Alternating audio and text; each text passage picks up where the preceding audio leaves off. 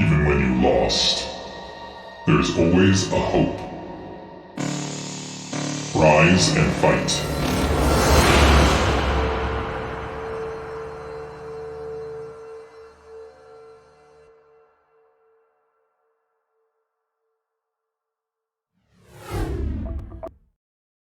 Hello and welcome back everybody to BSL15 yet again. We are in the North American Championships.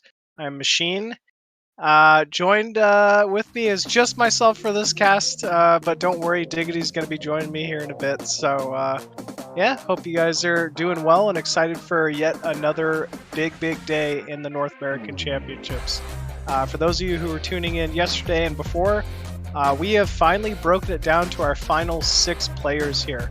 As you see in the winner bracket side, we have Hawk versus KwarK as our winners finals here.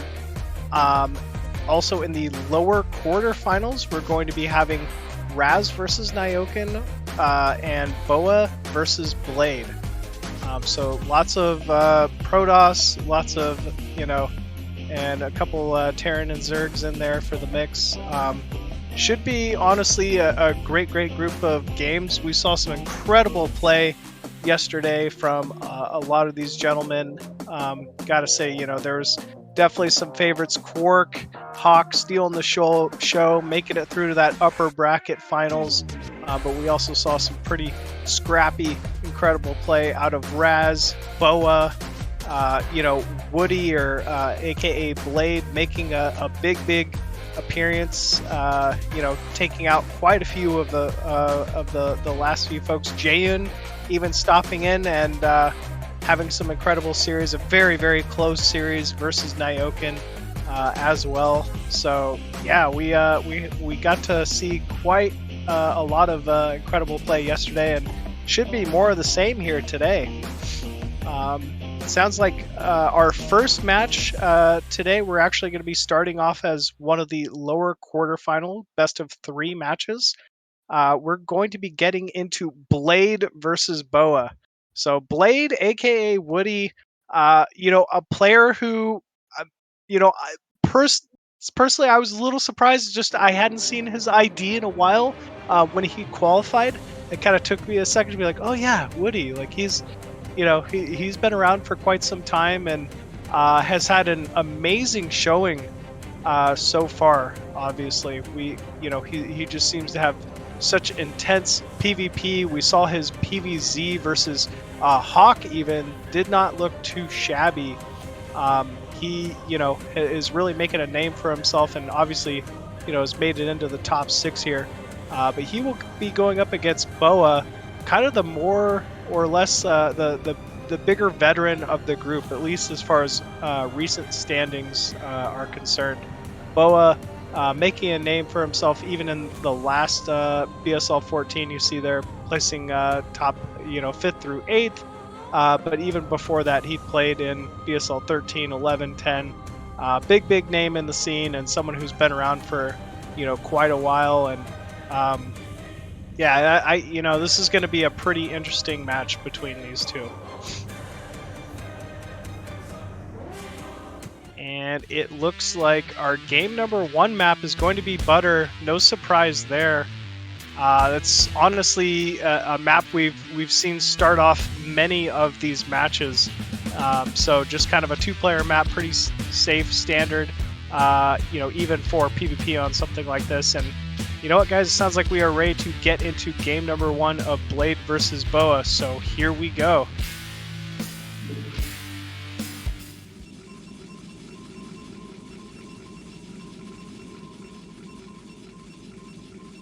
And spawning at the top right side of Butter as the magenta Protoss, it is BoA. And spawning at the bottom right as the purple Protoss, we have Blade. Now, the interesting thing that we saw yesterday that I want to point out about Blade is he opened 2-gate on this map and made it look like it's a standard build. I mean, he just straight up ran Zealots, into the opponent's base, pylon blocked mineral line quite a few times, dedicated a couple batteries, got a very quick win against Dragon. Very dominant Protoss player as well. So I found that quite surprising. It'd be interesting to see if he goes with something like that here. But actually, we're seeing a very early scout out of BoA. Butter, one of those maps with just so much distance between, main to main, natural to natural, that I really didn't expect something like a 2-gate to be able to get much done. But Blade did a very good job with it. So scout coming in here. I wonder if this is maybe gas steel or some garbage like that, but maybe not. Maybe he's just kind of wanting to be safe, scout around, maybe threat some pylon blocks here. Ooh, kind of tricking his own probe out there a little bit.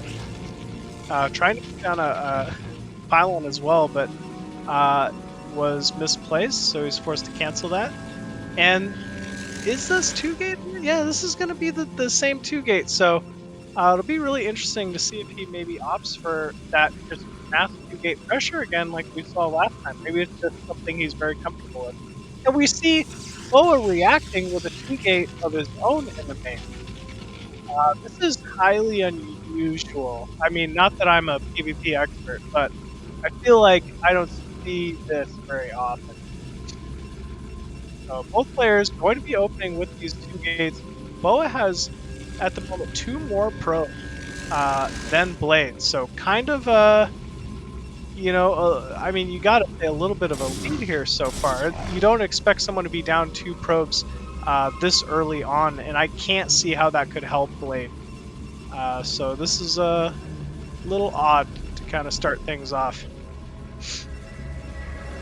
Zealot just poking that probe around, trying to prevent some lost scouting here from BoA, but BoA being very diligent with it. It's not going down just yet. Blade doing the same, kind of running a probe around the main, but actually it is Blade who will be expanding. Believe it or not, I kind of like this. I don't like that he was down probes, obviously, but I don't think a Nexus with a 2-gate versus 2-gate situation here is necessarily a bad choice. Ooh, probe does go down in the main though, so very nice pickup from BoA, being very diligent with that. And I believe we're going to need to see cannons at the natural here of Blade in order to hold any kind of Zealot timing. Yep, we are seeing the Forge. Only the 3 Zealots, I believe, so far from Blade. But once again, just think of the travel time on this map. It's going to take BoA a while to really get a significant amount of units over there. And in that time, Blade just as well might secure himself a pretty massive econ advantage. So this is kind of nice. Ooh, just barely missed that probe. Cannon going down at the natural. And this Nexus will be scouted. And I wonder what kind of reaction that's gonna force here out of BoA. So goes in here, obviously sees the cannon. Sees that he has a Zealot advantage. He's going to end up backing up. Ooh, nice blocking with the probes there from Blade. Not allowing that probe scout to get in and do anything. And second cannon even going down here. So, you know, what I feel like this is going to prompt out of BoA is just quick Reaver tech. And he's going to try to siege the natural, kill the natural. I don't know what else you do at this point. I think if BoA chose to expand himself, nope, it's going to be 3-gate, okay, which I think is also just a fine, you know, way to deal with this as well. He's just going to have to put heavy pressure, and he's really going to need to try to break this. Meanwhile, Blade's going to need to, I mean, double, triple up on this cannon count here if he truly wants to hold. Blade has a probe out on the map, looking to do some scouting of his own, sees no natural, okay, and the probe will get into the main here. Now, if he sees all 3 gateways, he'll know exactly what's going on. Yes. So he just knows, I've got to hold at this point. I actually really like Blade's positioning here. I mean, just double up on that cannon count, you know, tech to your goons as quickly as you can. And I mean, he doesn't even have to add any econ from here. In fact, we even see him with a 7 probe lead. He needs to not make any more probes. That's for sure. So, gateway count is going down. It's going to be 4 gateways in total. That goon range is spinning, but I don't know. He's going to need to get a couple Dragoons out, and I think he's likely to have to pull probes here. Maybe even a battery. And we're just seeing non-stop magenta streaming across the map here from BoA. It's just going to be an overwhelming amount of Dragoons here. BoA with the slight supply lead here, up 7 supply. But once again, remember, the big key factor on this map is just the travel time is so long. And here we go. Cannon's firing. Zeld's doing a great job tanking. BoA not really even able to focus a single cannon down. You always love that as Protoss. And yeah, BoA's gonna maybe try to do some type of a backup expo, but I'm telling you, it is not in time. This is gonna hurt. I don't even know why he's getting cannons. He should get the Nexus before the cannons, maybe. And it looks like fairly easily Blade has held. I'm shocked, folks. I was not expecting this. I think most people would favor BoA, you know, in this match, but Blade is come to play. Range just about to finish up, and I mean, because Blade's been sitting on this econ advantage for so long, he could actually probably continue probing a little bit. There is a counter push like potential, it feels like, out of Blade. He's got the econ going. Now the gateway count is higher than BoA's even. It's only a matter of time before some serious good numbers are out on the map here from Blade. Yeah, that Nexus is so late. We're seeing in archives, maybe this is into DT drop, I'd guess, because we have that robo. Maybe a pretty good call here. You see this a lot in PvP whenever the opponent tends to go for something like a Forge Expand, but actually we already have a safety cannon down in the main. Blade playing excellently here so far.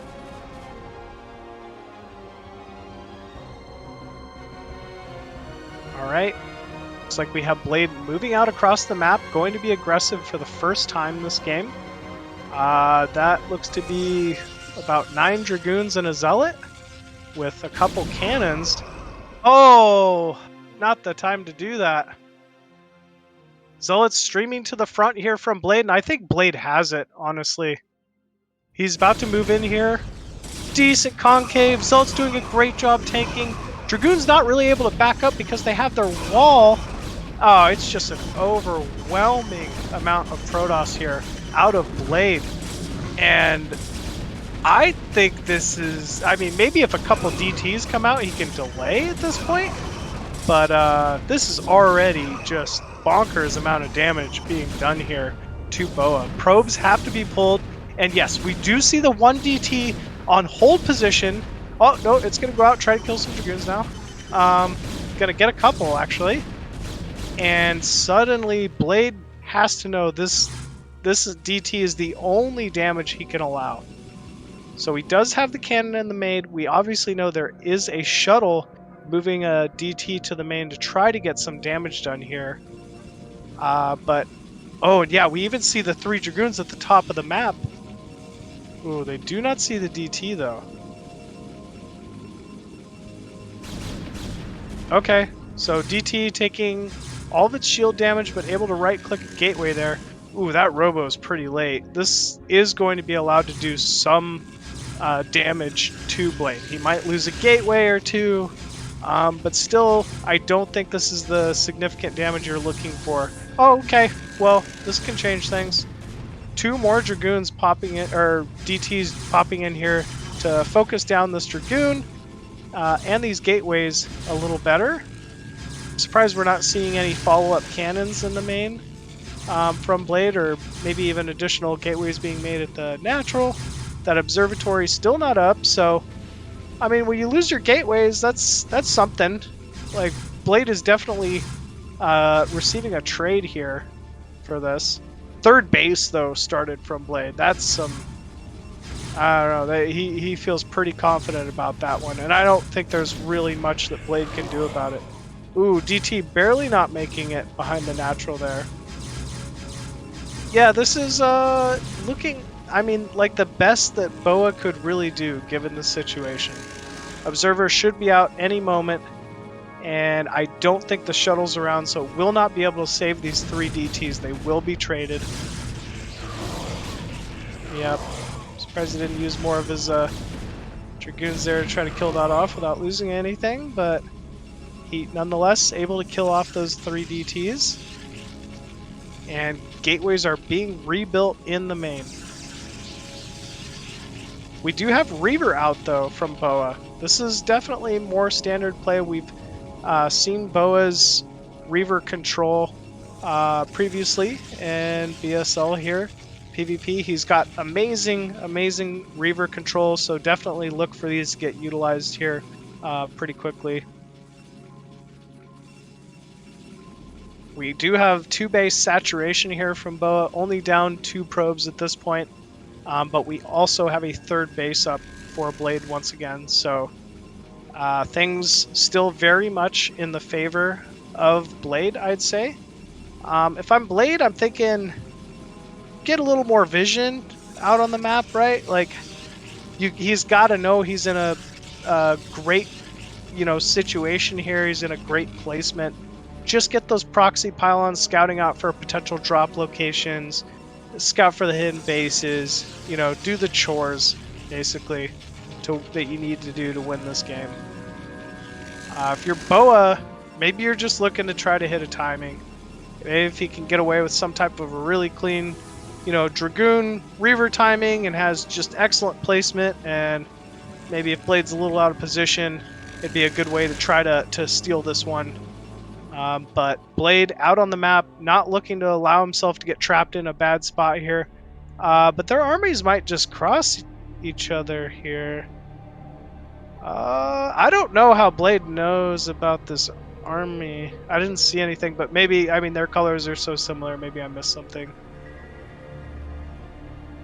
And units about to get trapped. They do see each other now. Ooh. Scarab getting a pretty decent shot onto a Dragoon there, and it looks like it's big flank time. Reaver is pounding in on those Zealots, getting some serious damage down, and I feel like the rest of Blade's army was a little disjointed here, but Dragoons finally are coming up from the rear, and he's doing some good damage to the Dragoons. Shuttle forced to lift and run, but man, it's just not enough. Blade has such a massive force. BoA not even able to scout that 3rd base quite yet. I'm not sure if he knows about it. And if you're Blade, I mean, you could take a 4th. I mean, start mixing in Storm. Get, you know, a little more Archon heavy if you want, because he's got that third gas to play with. This is, I mean, Blade just playing a phenomenal game, honestly. Ooh, is that only 2 on gas at the natural? Shucks. That's also a little unfortunate, but still, he is very much in the lead. It's up to 52 workers as well to the 42 of BoA. BoA looking to mount another timing here. We've got 3 Reavers and a good amount of Dragoon. Every time Blade gets on this side of the map, he just clears the expansions and hustles back to his base every time. I kind of like this. You know, he's not being too stationary with any of his units. He's not being risky either by trying to slam into a bunch of Cannon, Dragoon, Reaver, and an Arc, even if he has the advantage. Ooh, BoA getting Storm. I like this. Store allows for a little more outplay potential, I'd say. But we also have Storm coming from Blade. Templar streaming across the map. Blade obviously securing that 4th. Oh, looks like Blade going for his own sort of shuttle timing here, but this is going to get scouted immediately, and it will get pushed back. But at the same time, BoA not able to really commit to his own shuttle timing because it was scouted immediately, so yeah, this has got to be a little frustrating if you're BoA. Blade, however, I mean, Blade's just playing phenomenal. He's playing very, very solid PvP, and I was not expecting this going into any of his series so far. So much Templar for both sides, finally starting to hit the field. Blade stacking a little more gas, but he can kind of afford to. Here we go, big attacks going to happen. Couple storms down for both players. Reavers being unloaded, but no real focus fire from those Scarabs. They do target down a single Zealot, but storms are still coming from Blade. And but at the same time, he's not quite able to get on top of these Reaver. I mean, as long as the Reavers are alive, I mean, the fight can continue. And I think Blade might even be pushed back here. We'll see. Storm going down, though, eliminates another Reaver and a Dragoon. And more Storm joining the fray. Archon doing a little bit of damage here. I mean, we will survive with at least the one Reaver. So it was kind of a, you know, more even trade than I was maybe expecting going into this. But man, BoA is hanging on. Just if you look at the supply counts, a lot of it is in probes, but I mean, Blade about to double BoA's supply here, so pretty good indicator that this game is going very well for Blade. Oh, that was massive. I don't know how you caught that with the colors. That was nice. Big storm going down, and I mean, there's no advantage anymore for BoA. He's got Reaver Tech. That's about where the advantage lies and stops. Once again, Blade's got just another force on the map. He's probably going to do the same thing he's been doing. Move across the map, clear the expos, make sure they're not there. And then I would expect a big timing here soon. But okay, we do have a storm drop coming in to the natural. Templar being unloaded. Nice storm there. Gets a couple probes. But for some reason, that's just not where any of the probes were, it felt like.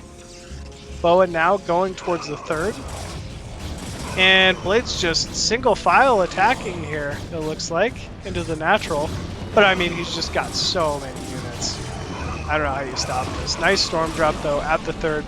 Okay, more storm damage being done at that natural middle line. And that's it, man. GG. Well played from Blade. Man, that was incredible. You know, like I'm not even gonna lie, I didn't know much about Woody before this, or at least I hadn't seen him play in so many years, but man, he has not lost a beat. He's playing phenomenally in this tournament, and I would expect most people to think that BoA would be the favorite going into this. So starting off 1-0 against BoA is, I mean, such a feat, and very, very well done here. With that, though, it will be BoA's map pick.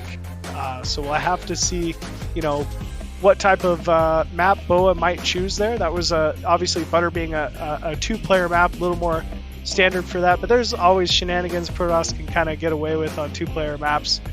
Things you need to be worried about that you might not have to worry about, you know, usually. So we'll have to see if maybe BoA opts for something like a larger map or something unique like Longinus or Gladiator. It's really gonna kind of be on him. But still, man, Blade going up 1-0. That was incredible. Yep. Oh, I think Blade's actually the one who's up 1-0. Bottom there.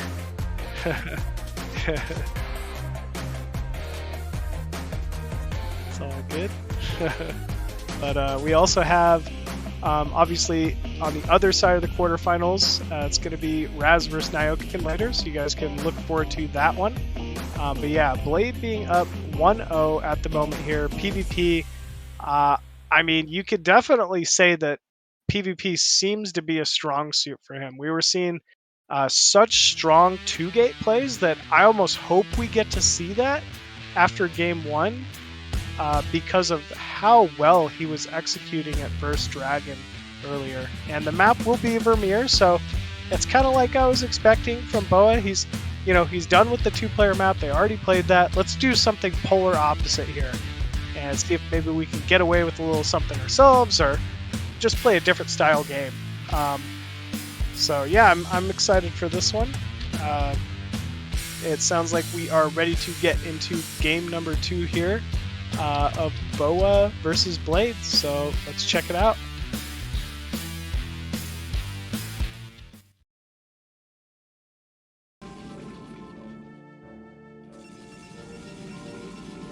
And spawning at the top left as the pink Protoss, we have DM Blade.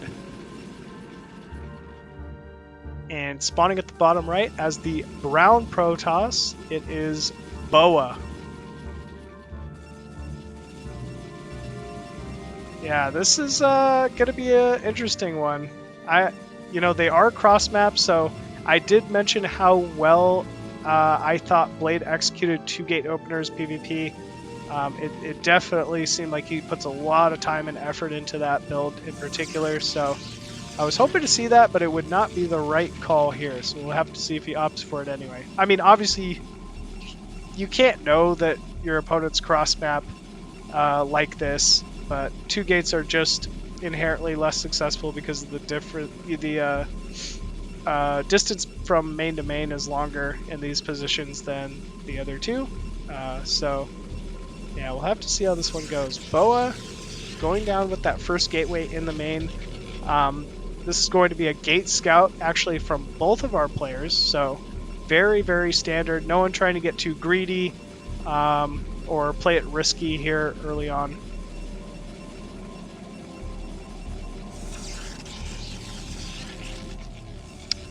And gas is down inside each of the mains right now. And so this is just going to be typical one gate core from each of our players. Should expect to see Dragoons here shortly. We'll also have to wait and see if either of these players decide to build a Zealot or not. Usually if you can get away without building the Zealot, it's nice, but yeah, I don't know. If you have to build the Zealot and your opponent gets away with the Zealot, sometimes you just kind of have that little edge in the econ. And honestly, Blade is at the edge in the econ most of his game, with the exception of the very beginning of last game, and then he made up for it. So kind of interested to see who's going to get better returns from their macro here in this game too. Zealot from BoA, getting a little bit of damage onto that scouting probe. Actually, Zealot from both sides, so both sides opting to play it a little safe. I like this. Basically mirror builds at this point in the game. So each player getting their first Dragoon out. Looks like we're going to have range from BoA here a little faster than Blade. It's the only difference so far. Probes are just kind of wandering around until this Dragoon pops out and gets the opportunity to kill him. It looks like Blade even opting to save his probe. I don't mind this personally. I think it's I think too many probes are thrown away, honestly. So it's kind of nice to have this change. Actually, both players end up saving their probes for now. So they're trying to make use of each and every single unit in this, man. Like this is their tournament lives on the line here. One gate Robo from BoA. Is this? I'm assuming this is also going to be Robo out of Blade.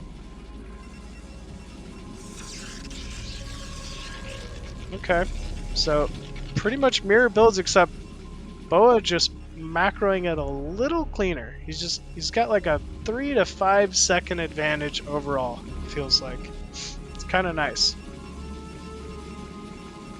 I think these players are both going to play pretty far back with their units for now. There's just so much distance from main to main. 3 gateways out of Blade here. Okay. I mean, that to me definitely says he's thinking a timing.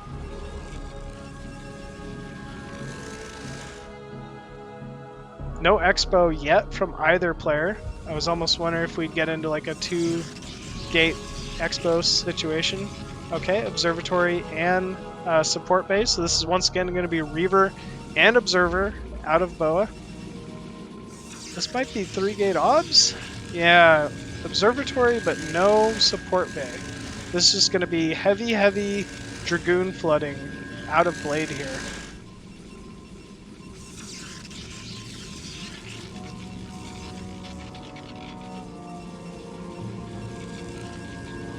Observatory will finish here for Blade. Should allow him to get his first Observer out and on the map. Just some Zealots and Dragoons being pumped out from BoA for now. I think he's saving that gas to get that Reaver out just a little bit faster.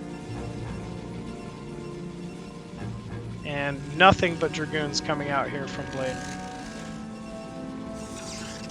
It's going to be a tough timing for BoA to hold.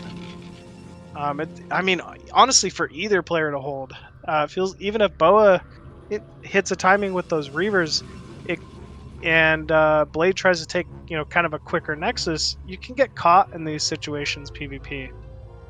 Observer sees the Dragoon count, sees it moving across the map. I bet he has to assume this is 3-gate, and yes, it looks like he is going to back up, but not up the ramp. So that to me says he's feeling pretty comfortable about this one. He does have the Reaver finishing up now, so this might be what he needs to hold this. Reaver showing up here. Ooh, gets a shot on the ramp and doesn't do any shooting of its own.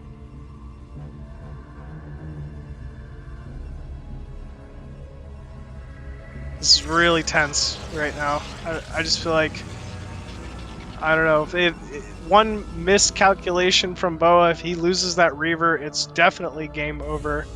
And at the same time, these Dragoons from Blade could just melt if they take the wrong engagement. Look at that positioning from BoA. Very well spread. Zealots at the front. Reaver very far in the back.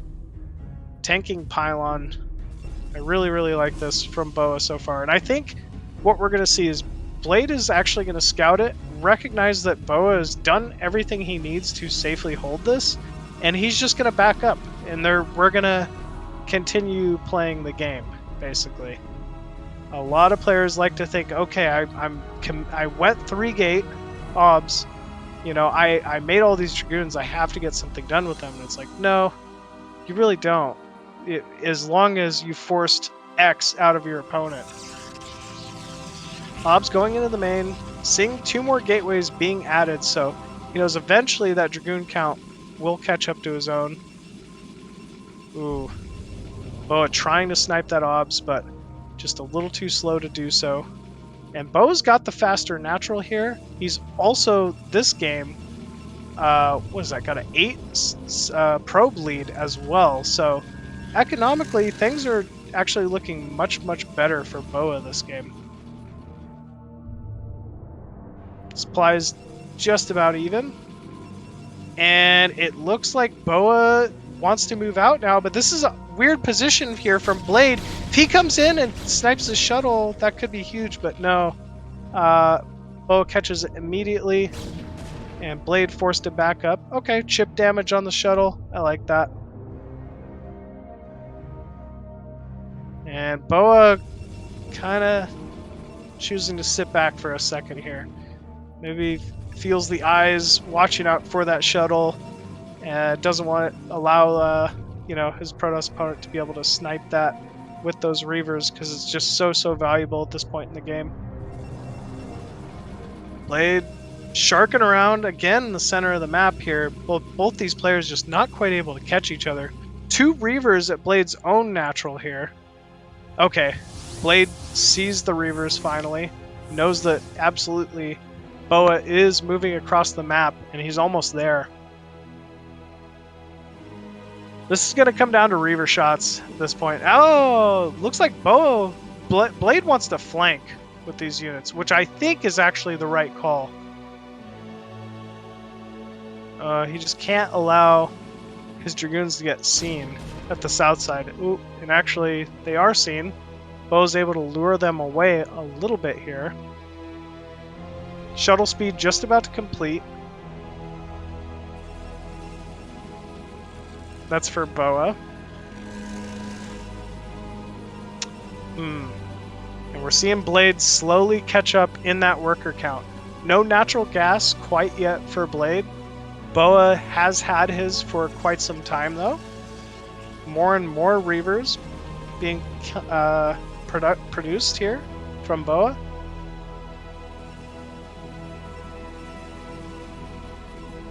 I think Blade, he's just got to continue that probe count a little bit more, natural gas, and then it's probably time for third after that.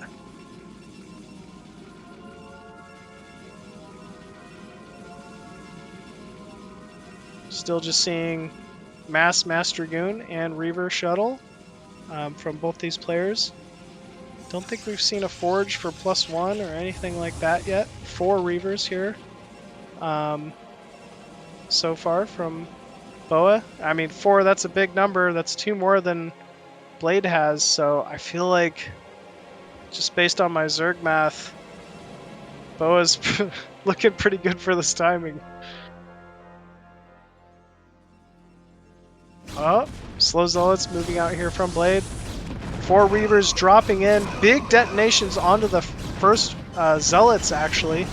And 2 of those Reavers being picked up, dropped towards the back here. Blade not really focusing the Reavers so well, but at the same time, BoA has a lot of Dragoons just kind of trapped in the back, not really being utilized. That was a nice repositioning, though. And those 2 Reavers able to pick up a couple more nice shots there. BoA still with the slight supply lead.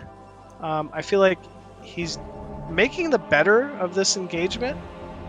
But Blade actually looking for a counter timing. Oh, nope, opting to bring the shuttle back, but it's going to get caught. Ooh, cannot afford to lose that shuttle with 2 Reavers in it.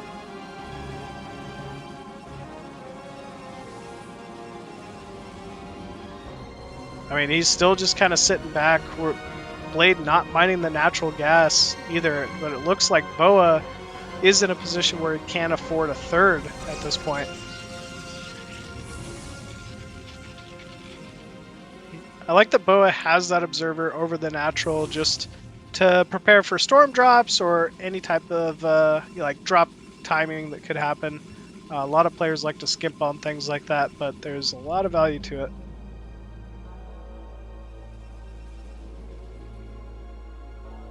And once again, BoA's force making it back up towards the north side of the map here. I believe this should be 4 Reavers for BoA, 3 for Blade. Alright, all the Reavers kind of stacking though, and Blade able to get some very heavy shots off, but it is still Blade's Reavers that fall first. A lot of Dragoons in a good arc from honestly both players, but Blade's Reaver not really firing much. I feel like it's been out of scarabs here for a little bit, and BoA just seems to have the overwhelming number of Dragoons here. and he will take the fight and the game. So GG is called. Well played there from BoA, able to rally after that 0-1 and take a pretty convincing victory there.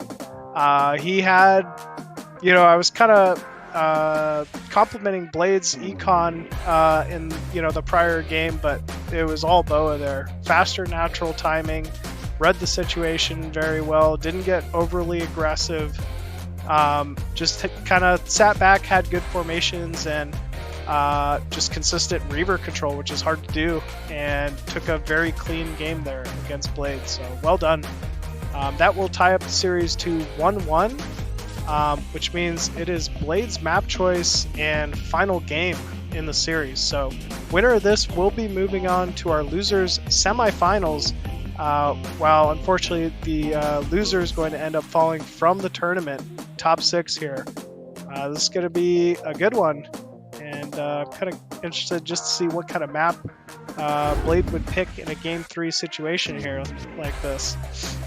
Like I said, we haven't seen the 2-gate yet, and he just did it so masterfully against Dragon. I wonder if he would do it again. So I'm trying to think of like good, maybe like 3-player maps or something like that could be a good pick here for him. That is, unless maybe I'm totally way overhyping his 2-gate versus Protoss. We'll just have to wait and see, I guess.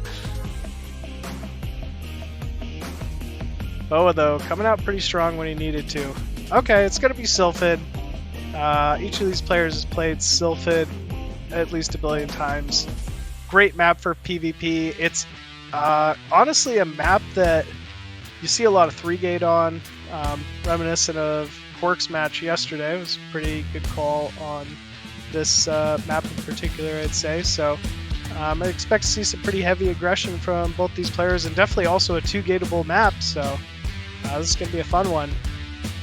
With that, we are ready to get into game number 3 here. It's going to be BoA versus Blade on Sylphid.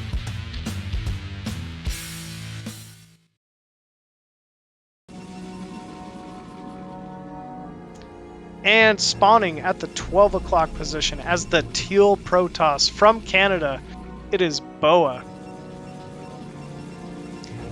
And spawning at the bottom left as the light blue Zerg, we have DM Blade.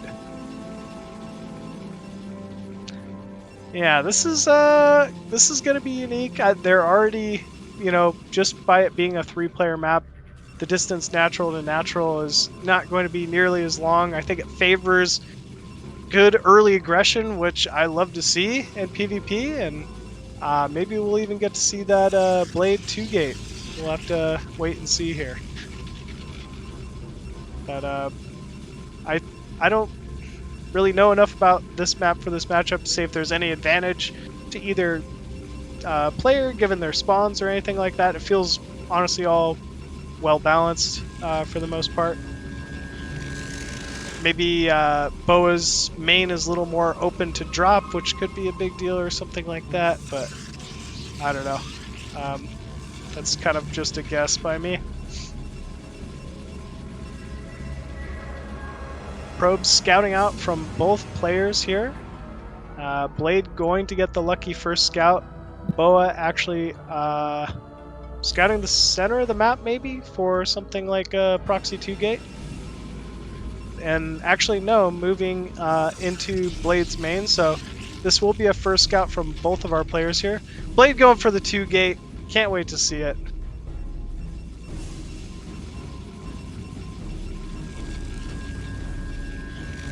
So BoA's gonna see this right away. I wonder if how he'll kind of react. Maybe if he'll be looking for something like a shield battery. I know Blade is going for these proxy pylons, and whoa! BoA just shredding that probe immediately. Doesn't want to deal with any of that.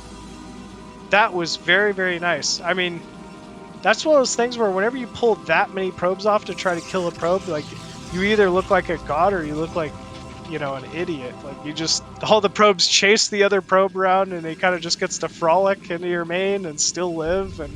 But he actually managed to snipe that. That was very nice. Core finished for BoA. Zealots in production for Blade. We see the first two moving across the map, but BoA already getting in position here. Battery in position, and he's got a Zealot and a Probe trying to just prevent this walk-in from Blade, and Blade actually going to turn around. Maybe the battery was all he wanted to see. And maybe Expo? Yeah, it looks like this could be just a straight 2-gate Expo again out of Blade. He really likes this particular build, I feel like.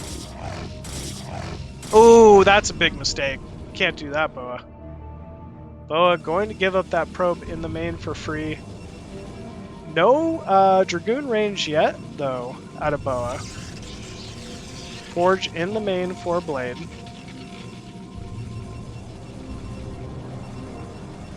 I'm interested to see if this is going to be something like a 1-gate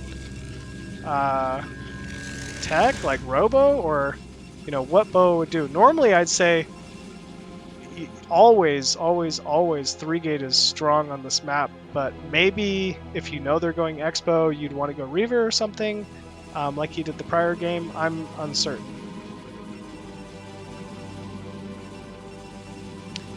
And Dragoon range should be completing here shortly. Yeah, will be a Robo here out of BoA, so he's kind of stayed pretty tried and true to this. Really likes to play very safe, very standard, no risks involved. There's so much utility you can get out of a Robo, whether it's Reaver, whether it's Shuttle, whether it's Observer. It's just always a good tech path selection. BoA up by 2 probes for now. Blade actually looks to be taking his own expansion, finally taking the gas inside his main. Should be mining here pretty shortly, but we're not really seeing a ton of Zealot for pressure out of him. Blade just kind of focusing on getting that probe count up.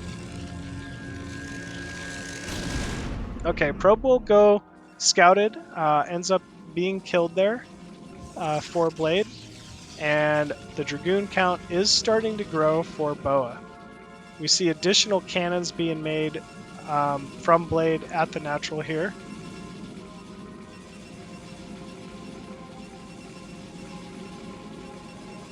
Four probes on gas in the main for Blade. Not sure if that's intentional or not.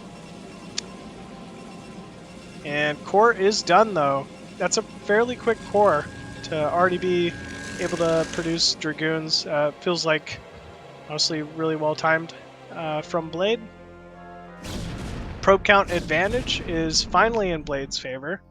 And also with him having those extra mineral matches to mine, he will be mining more efficiently with each of those workers as well. It's kind of something to note.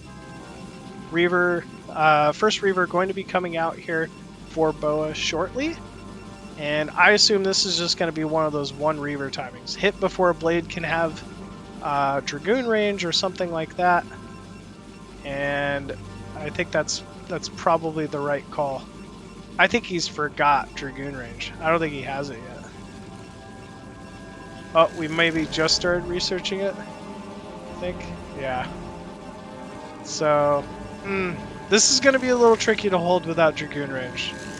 It's the one thing I gotta say about this. I mean, we saw Jayan do some pretty incredible non-Dragoon ranged attacks yesterday, but that's not the norm.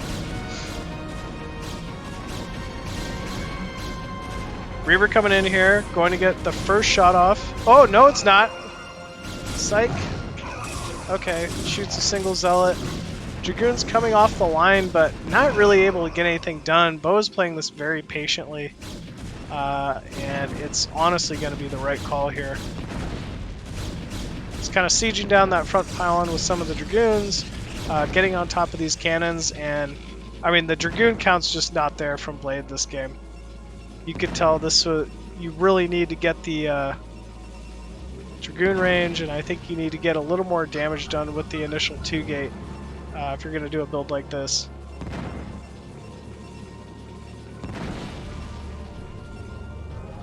He's streaming some Dragoons out and around, trying to stall as long as possible.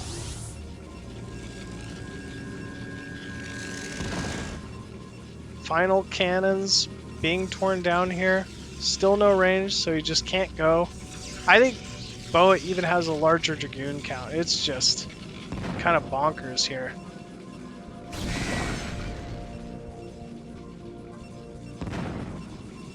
Alright, looks like BoA's just content with sieging away at the Nexus here.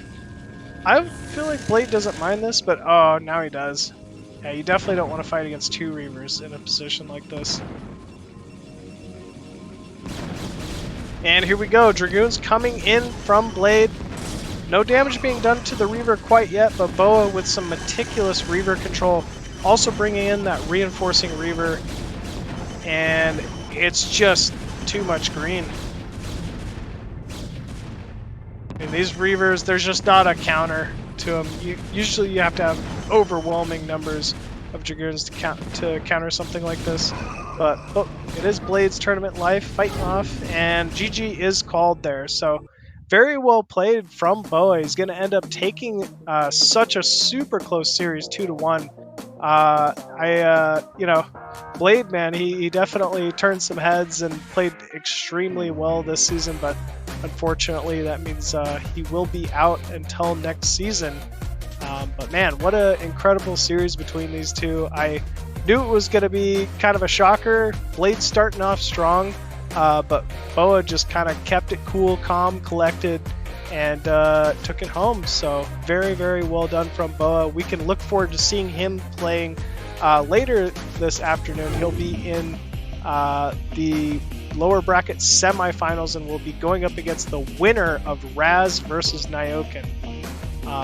So I believe next we will be casting Razz vs. Nayoken. That'll be followed by our lower bracket semifinals. So the winner of those two going off to face off BoA, who we just saw defeat Blade 2-1. And then our grand finale for the night, we're going to be casting the upper bracket finals, best of 5, Hawk versus KwarK. I hope you all are excited because I sure know I am. That's going to be tons of fun heading your way, but I believe we're off to a quick break. Stay tuned, you know, don't go anywhere, just do some stretches, get yourself some water, stay hydrated, because we are getting into some bangers here. All right, guys, we'll see you soon.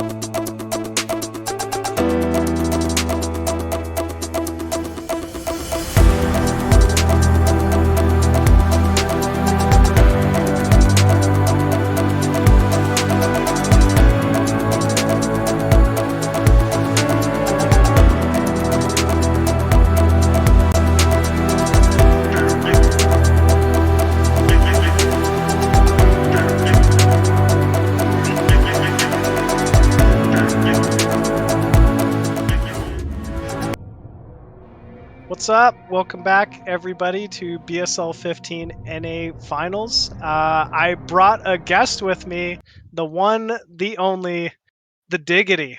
What's up, Diggity? Kind of small next to you now. It's like the the gigantic screen and Razz and Nayoken in the background. It is so good to be here. I've had I wanted to cast more BSL this season, but yeah, you've grown as a person since we've last visited one another. Just physically, not mentally. Just physically, mentally, emotionally, everything across the board. But no, it's great to be here. I've been wanting to cast and just been running into issues from childcare coverage, catching COVID, to other things like that. So to be able to catch these matches, particularly between these two guys, I'm hyped. Yeah, man. I mean, you picked the right one to show up to, honestly. Razz from New Jersey, Nyoken from Virginia. It's Captain America versus whatever Razz is. Whatever Razz is. But man, this is going to be a pretty hype match. Like two of my good buddies as well, so it's going to be a little tough trying not to be biased on this one. But man, I can't wait to get this one started here. Razz obviously taking out some great players to make it here, falling to Hawk in that upper bracket semifinals. Nayoken taking out Jiraiya in a best of one series, and then Jaehyun in a very, very close series last night to make it here to go up against Razz. And man, this is definitely going to be a hype one for sure. I've got chills. Razz, it's great because I've been able to see Razz improve over time. I remember first watching him actually play you, and it just seemed like every time you guys got into it, it just turned into these long, epic matches where it was just incredible level of play. And I'm like, this guy is going someplace. And then I saw him drop out a little bit earlier. I think it was BSL14, where, you only, in Gosu League, only went 9-12. And I'm like, I feel like Razz is going to be... Razz actually Exit, who I know a lot of people are like, Exit dropping out early. But Exit's another guy, I think in another 1 or 2 years, is going to be absolutely fantastic as well. But it's amazing to see these guys in the distance and then arrive. And right now, Razz is just playing, I think, at the level he can play at. So we'll see how he goes up against Nayoken. It's good to see Nayoken. It's funny because like Nayoken on the other end of it, it's like he never left this level. It's like it always feels like he's at this level. So I do think it's going to be a really fun matchup. Yeah, it absolutely will be, man. Like you said, Nayoken takes no breaks. Like he's just been here and he's been scrapping it at the top with the best of them for ever, man. It's nice to see him, back from Korea, finally able to play in these foreign leagues again. I think he's going to be taking this one pretty seriously, and it's going to be Longinus game 1 here. Sounds like we are ready to kick it off between Nayoken and Razz. Here we go.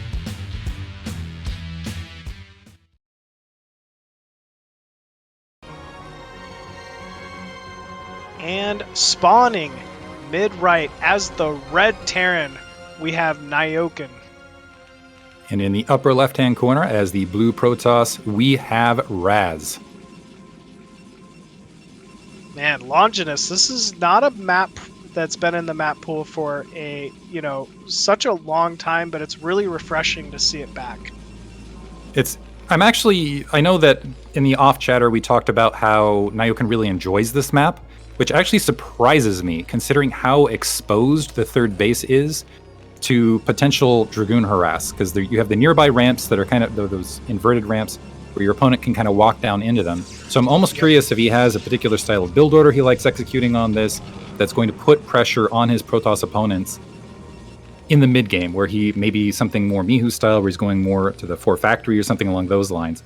Here's the thing though, Nayoken, he likes opening up with a standard build and then just having that flushed out, and then just being in his opponent's brain and just reacting to absolutely everything they're doing perfectly from that point on. And that is really, I feel like, his bread and butter. Yeah, he gets very, very comfortable with his builds, and it is nearly impossible to throw him off of them. Just thinking back to the map, the kind of the key characteristics, like you said, that massive high ground in the center, with the those downward ramps leading towards the thirds, mineral onlys on this base, but also no ramp leading to the main. I think this is map which kind of allows Protoss to get away with a little bit more aggression here early on, and Nyoken's gonna have to be careful, against any kind of early zealot pressure, or even like high dragoon count numbers early on. I remember seeing just a lot of dragoon pressure on this map. It's one of those things, because dragoons can approach from a pretty wide angle into the natural expansion. You get absolutely punished if you do not hold that natural expansion territory. So you're absolutely right. Nyoken's going to have to make sure he plays very, very carefully. Make sure he doesn't have any of those siege tanks tonight. And that's the thing. That is one thing I've seen Razz do very, very effectively in his PVTs. When he goes a more aggressive dragoon opener, he's very good at just popping in, sniping those siege tanks, and applying that pressure. So we'll see if he can. He's opening up Q-Gate, I think, in preparation for doing just that. He leans toward aggression. When you talk about Razz's playstyle, he just loves to attack. He'll throw in things like the proxy 9 gates, the gas steals, like anything he can do to disrupt, to cause chaos. It's kind of the opposite of Nyoken's style. So I'm kind of interested to see how this one's going to play out. Yeah, I think that's a good point. It's kind of like the unstoppable force versus the immovable object sort of scenario, where you have Nayoken, who really likes playing the I'm going to react to you style. Looks like he's already got that bunker up in preparation now. And you have Razz, who's Mr. Aggression, where he wants to dive in and get aggressive.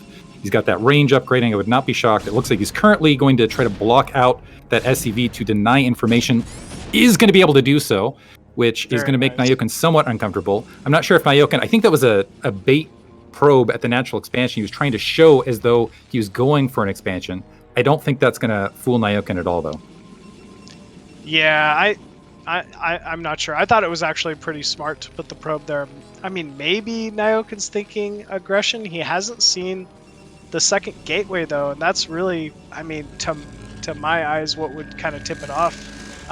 But that being said, Nyoken's seen all the tricks, man. He's not going to be fooled by something like that.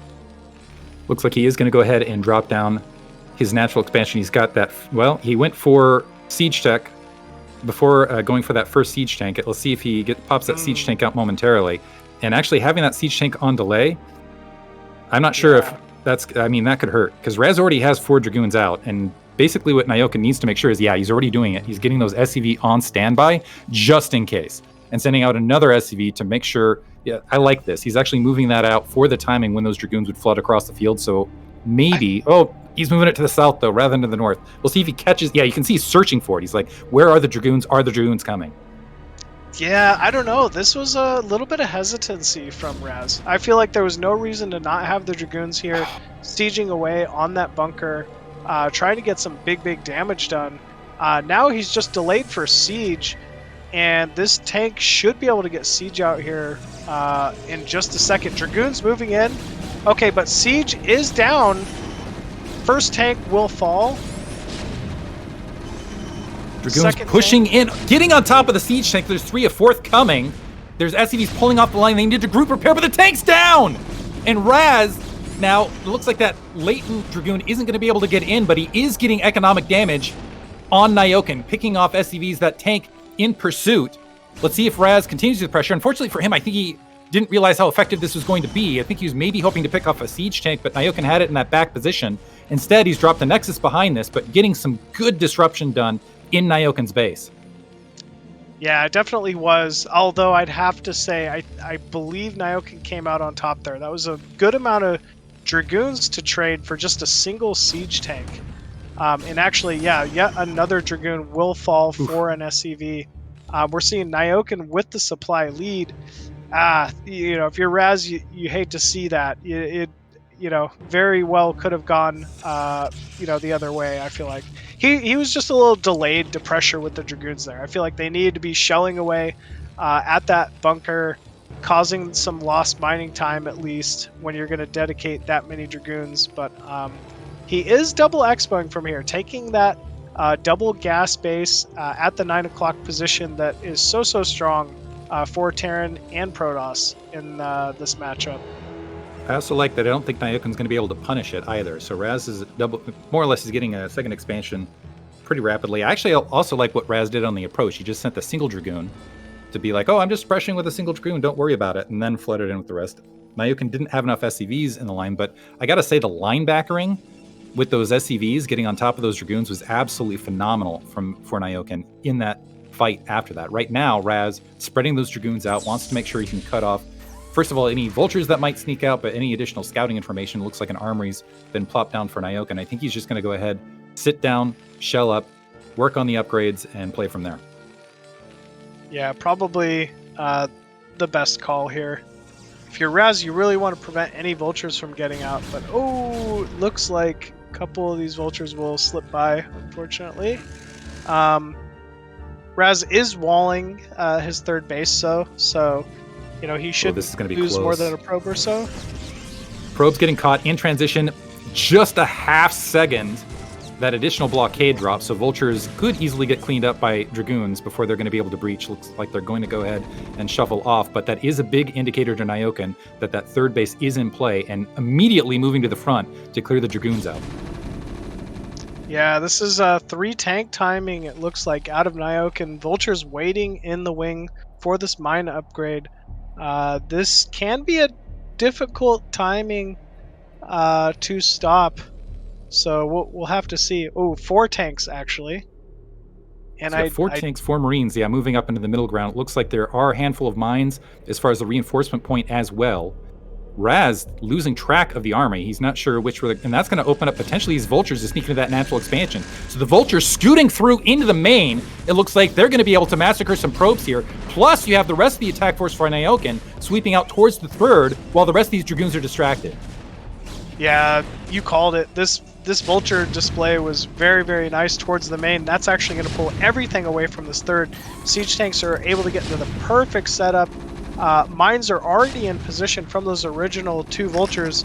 And actually, big detonations going down here just in time. Siege tank's going to create some more blue goo here. And, oh man, this is just so many dead Dragoons from Protoss. You got those vultures coming up to go ahead and reinforce. Let's see if they can get some mines down. It looks like this might get cleaned up, but this was a lot of Dragoon losses in between, and there's still a siege tank standing with those vultures. It looks like they're going to be able to go ahead and pop in, and Razz doesn't want any part of it. He realizes, okay, I'm not going to be able to hold up to this continuation attack, so let me just GG right here. And I got to say, well played by Nayoken overall. And that was off 2 factories. That wasn't like a... that was just fantastic play. I like his reaction timing. I like his distraction attack. I like using the vultures to go ahead and slot in. Solid defense at the beginning. I got to say, if I was Razz, I'd be frustrated here because there were a lot of things he did right, and Nayoken just punished it all the way through. Yeah, absolutely. I mean, I think the 10-15 gate idea was a pretty solid choice from Razz. You know, the potential to do some significant damage was there, given the map, but Nayoken just had some pretty solid display of vultures. Game 1, I really liked his move out, scouting that third base timing, positioning those mines, and then using them to draw the force completely away from the third. It was masterfully done and well executed from Nayoken. So very, very well done. We'll have to see how Razz rallies back from this one. At least it's going to be his map pick. You know, it's funny, after seeing it, I see why Nayoken likes Longinus with that execution of play, just because of the troop movements that you can slide. I mean, if you lay mines, you can split that attack force all over the place, and it just really does wreak havoc. And that's something that Protoss have been doing a lot lately, is being a little bit later on observer, especially if they're... So I almost feel like, Razz was like, I know what I'm going to do on this map.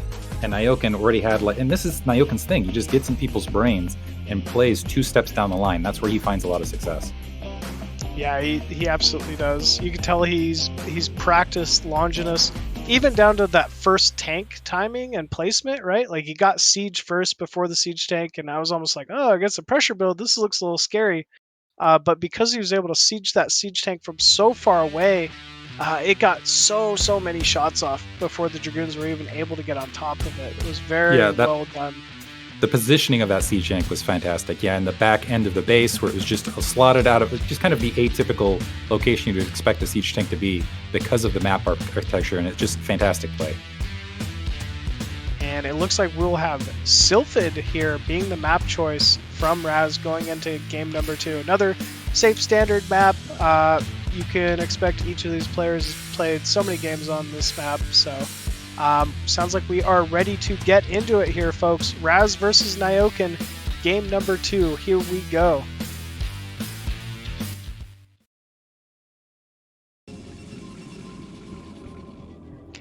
And spawning at the bottom left as the blue Protoss, it is red Razz. In the bottom right corner in the red, not to be confusing here, we have Nayoken. Dang clan tags being colors. If you guys have not checked out the red clan mascot, be sure to do that. You don't want to miss it. Yeah, you don't want to miss it. Oh my gosh, it's so funny. I work on Discord, and I was working at an event last week, and like my boss was sitting next to me, and that like I use Discord for my job, and he was like, "What's that?" And I was like, "Oh, dude, I don't even want to explain. Like, it's the team I play for." Like, oh man, got a chuckle out of him though. Oh, I got to give the shout out to STPL if you guys haven't already checked it out, and also the WCL where Red plays quite often. I try to. It's great. I get lunch break. Speaking of work, I get the lunch break Brood War to watch both of those. In the meantime, looks like Razz not going for anything crazy proxy, just doing standard build, getting that gateway first. This is Neo Sylphid, which it's that map that everybody's played, 3-player map, and it feels like this is one of those. I'm wondering if it's going to favor Nayoken, because it is one of those maps that's a little bit safer. You've got that high ground third, which is, in my opinion, more easily to defend, and I really like especially the more modern Terran style of play on this map, because it's really easy to lock into those 3 bases and get those upgrades, and then make your way up to 3. The level 2 weapons, level 1 armor, kind of standard Terran push these days. And in the meantime, I feel like what Protoss has to do is maybe go for a recall, something along those lines. It just feels like you're trying to play Gateway Man. It can be a challenge to get the economic lead to make it work. Recall or even drop play. I think Reaver drop play can be very strong on Sylphid, because you have the low ground main with the high walls around, just makes drop play so much stronger to execute. But yeah, I agree. If you play too much Gateway Man on this map, there's only so many avenues to attack through. Terran just, can easily handle funnels of mass Zealot Dragoon with siege tanks and mines, honestly. So you really want to get that arc, get that concave as best as you can as a Protoss in this matchup. Meantime, Zealot's on the way. SCV's taking a little bit of damage, but still in the base, getting a lot of scouting information. Let's see if this Zealot gets any form of disruption. There's a probe waiting in the wings to join it, but I think that bunker's going to be finished in plenty of time, so I don't know that there's going to be an angle. Yeah, there's the bunker finishing, so I don't know that the Zealot's going to be able to accomplish much. Maybe if there's a run-by here, they can go ahead and sneak through. It looks like they're diving in. The probe trying to absorb some damage. It gets taken out. SCV's blocking. Brilliant play from Nayoken. Heads up, blockading with 2 SCVs already on top of it. So now Razz wanted to get that scout in and just gets completely denied. Loses a Zealot and a probe basically for nothing. And Nayoken in a strong position to just go about his business here. Yeah, Nyoken's got to be feeling great to just expand at this point. That was trading a probe and a Zealot for essentially just an SCV. That was about as good of a trade as you could hope for. And that's just due to Nayoken being on top of it with that SCV block. That is not easy to do. Meantime, it looked like for a moment he was floating that barracks out, but hitting it just short. This is going to open up I believe, that vulture. And let's see how Razz adjusts from this. It looks like he's already plopped down a Nexus. He's dropping down a second gateway, but he's going to have to play more defensively now. Because if Nayoken, as soon as he has that vulture out, he needs to make sure that those Dragoons are in position to go ahead and take care of it. Yeah, he's just got to deny any type of vulture harass at this point. Most Protoss, try to do this by doing things like pylon walling the natural, just making sure you have competent amounts of Dragoons at the front, of your expansion. For Razz here, I think he needs to start thinking towards the lines of maybe a third base. Like, if I'm going to take a third base, where should I take it? like, how long till I can safely secure that third base. So he's just kind of building up his probe count, good probe transfer at this point, and he's defended the vultures so far. Wow, and look at this. Nayoken with the mind games. He's like, you know what? This is a map that is good for drops against Terran. Guess what? That means it's good for Terran drops on Protoss too, going starport. So wants to sneak those vultures into Razz's main. Razz already has that that robotics facility along the way. He's starting to seal up on that front. But I wouldn't be shocked if he banks minerals thinking he's going to try to go for a quick third, and Nayoken catches him with his pants down, potentially. The one thing this does expose is this slows down siege tank tech and things like that, but I think he already knows that Razz was going to be playing more defensively after that opening. Yeah, knowing that he has mines somewhere on the map and at least like vulture tech around the map, he's essentially prevented Razz from being aggressive at all. So I like this choice to go drop here. Most Protoss know to recognize when you see mines early, basically be aware of drop. So we'll have to see how Razz responds to this. 3 or 4 vultures, being dropped inside the main can clear a mineral line pretty quickly. So it's absolutely something you need to have at the, you got to be thinking about as Protoss. Up on the back line here. We'll see if the one thing with this is when you're investing in that dropship early, it does slow down siege check a lot. So you want to make sure that pays off. It looks like only 3 vultures getting loaded up. Wondering if that was a miscue. The additional vulture looks like it is finding that third base. It's going to get taken. It takes out the probe at the very least. Isn't able to stop it before that nexus is planted. But here comes that initial drop. The observer not able to catch it, and it's going to be out of position to help deal with this. It looks like there's actually kind of a southern Sim City. So Razz so anticipating this a bit. So already blockading it. It looks like he does have views, but he's still going to end up losing a handful of probes, and mining at the main is going to get shut down. Yeah, pretty decent probe pull for the most part. He did obviously lose a lot of lost mining time because of this drop, and then he lost a few probes as well. Still though, Razz being pretty diligent with his workers, didn't have catastrophic mining loss, I'd say, at this point. But Razz is down probes, actually. Even though he didn't lose that much, we're seeing a 13 supply worker advantage here for Nayoken.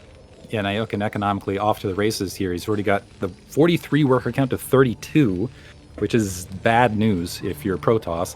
Third factory being added on, another drop. He also, I feel like Razz got a little bit lucky in the previous engagement. It looks like this vulture, I think mostly just looking to scout things out rather than be all that disruptive, although it looks like it manages to get 1 probe kill, potentially getting 2, not able to sneak the second. It is going to be pinned in because of that Sim City along that left-hand edge, but manages to get the second probe kill right at the last second. Sees the forge, got a good look at a lot of the tech there. But yeah, Nayoken looking fantastic here. I really like the aggression. Honestly, I feel like Razz with that last engagement, the vulture sneaking to the natural expansion, he's lucky he didn't end up losing more. The mine's actually diving into the Dragoons, which was a benefit for once, rather than getting pulled in along that probe line. Now Razz getting aggressive, moving those Dragoons forward, but the observer slightly out of position. Ooh, one more step forward. And there it is. Okay, able to hit it. Doesn't look like it blew up, but trying to get position here and maybe make something happen. Yeah, I mean, this is a lot of Dragoons and not a lot of siege tanks. I almost think he could clear it if he would go in. But actually, not with the 2 more tanks. I feel like he had a slight window there just because of how many Dragoons he has. Oh no, going to also miss this dropship. But man, Nayoken is just playing picture perfect, it looks like. Everything's just right on time. He made the right call to go, vulture drop, mines before siege this game. It was a completely different style. Moving in, dropping only a single Dragoon on defense, be able to pick off yet another probe. At this stage, also getting that valuable scouting information with all of this. So, and able to kind of just get a good lay of the land. You can see Razz even worried about it. Drop the cannon because he didn't have to deal with this anymore, and still having to draw a lot of these attack forces back. And Nayoken, in the meantime, has a supply lead, which is a scary place to be if you're Protoss. Yeah, you never want to have the Terran have a supply lead. It's usually a pretty good indicator things are going south. I mean, Razz still has a very sizable Dragoon force here, though. Probe count is continually growing. Looks like he is working towards securing a 4th as well. So maybe if he's able to get this 4th down here pretty quick, he can kind of bounce back a little more economically. In the meantime, trying to set up to go ahead and, sorry if there's background noise here, going to set up and move to go ahead and grab that 3rd, and Razz in the meantime moving up to go ahead to tech switch to Stargate, it looks like. We'll see if that pays off. He is moving in position to get an additional base and even things up here. Nyoken actually might be able to sneak back into this if Nyoken is very, very delayed on dropping that 3rd base. Yeah, he very much could. You know, he's got a sizable enough force that Nayoken has to worry about being on the map here. Ooh, he might even catch the Stargate or the dropship, but actually no, it looks like it will barely make it out here. Mines being laid, and that might even just prevent these Dragoons from getting home altogether. Moving across mid-map, those siege tanks looking for a place to land, and actually if they make it into that upper left-hand base where the pylons are already planted for that wall, that could be absolutely devastating. We got a bunch of factories behind this in the meantime. Looks like he's just now setting up on that high ground. This Arbiter Tribunal being planted. For a moment there, I thought Razz might be able to attack and maybe do some disruption on that 3rd. Looks like he's just now, upon seeing purchase on that 3rd, going ahead and planning down his 4th Nexus. And Nyoken floating this out. Supply count still pretty close to even, though. Nyoken's in a real... And this is the thing, even with Razz doing all this, I feel like he needs more. I almost wish he had the Arbiters out a little bit earlier, because he's going to need them. He's going to need that. He's going to need Stasis. He's going to need Psystorm to be able to deal with everything that Nyoken's going to be tossing out at him in a moment. He's going to need upgrades. I mean, Nayoken just not missing a beat here. We're seeing it in the supply. Arbiter is being produced, though, at some point. We have the Templar archives as well, so Templar potentially are there. But what we're not seeing from Razz is just that saturated 4th yet, unfortunately. Because he needs to start like trying to skip ahead. And actually, we're seeing Nayoken taking his own 4th before Razz is even saturated. So just kind of a indication trend that things are going a little better here for our Terran player. I'm wondering how much he has that mine planted right at the base of the Stargate, so he's able to see how many Arbiters are being produced kind of in time here, if he's keeping a really good eye on it. And I think looking at the Arbiter timing and looking at everything else behind it, I think Nyoken's made the correct analysis here, where you cannot push into me right now. I have too much, my upgrades are too strong, so I'm going to go ahead and grab a 4th. I'm going to hit 200 before you do, potentially, and I'm just going to be able to smash anything. If you try to move out of line and move into me, I'm just going to absolutely wreck you. Yeah, it's honestly what it seems like here so far.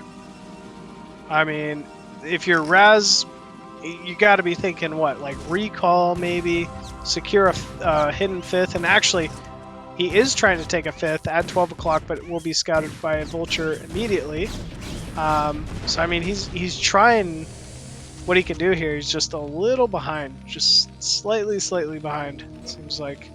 I feel like this is one of those precarious positions for all Protoss where you want to grab those bases, but it's like, if you want to grab them, can you mine them and can you saturate them in time to make it count so you have enough troops in the turnaround to be able to deal with what Terran's throwing out.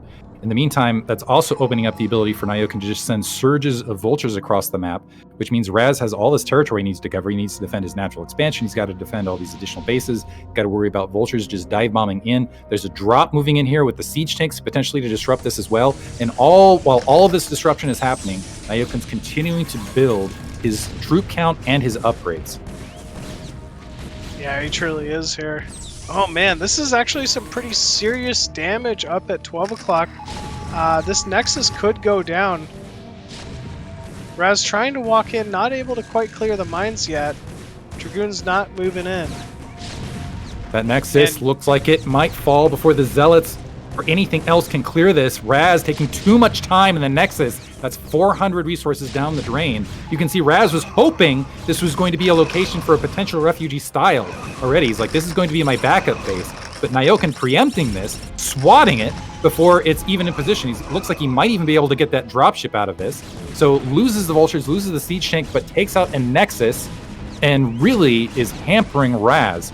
And looks like, okay, at least Small Mercies, that dropship gets taken out. But still, Nyoken has level 2 weapons, level 1 armor. He's got a pretty good 4-base setup. Razz still looks like, I think my guess is he's got, what, 1, maybe 2 Arbiters out in the field. It's still mostly a Dragoon Zealot army.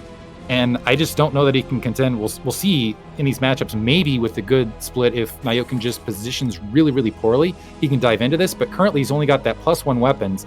And that is a lot of siege tanks. That's a lot of vultures. And that's a lot of just mass that Nayoken has under his belt.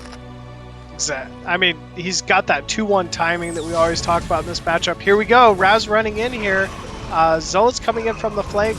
Dragoons trying to target down a couple of those vessels. But that is just so many siege tanks, Diggity. I don't know what he's going to be able to do. D-Matrix going down as well. And this is actually working, the engagement points working well for Razz, despite all of this, because a lot of the siege tanks and vultures couldn't even join the fight because of the reinforcement point from the south.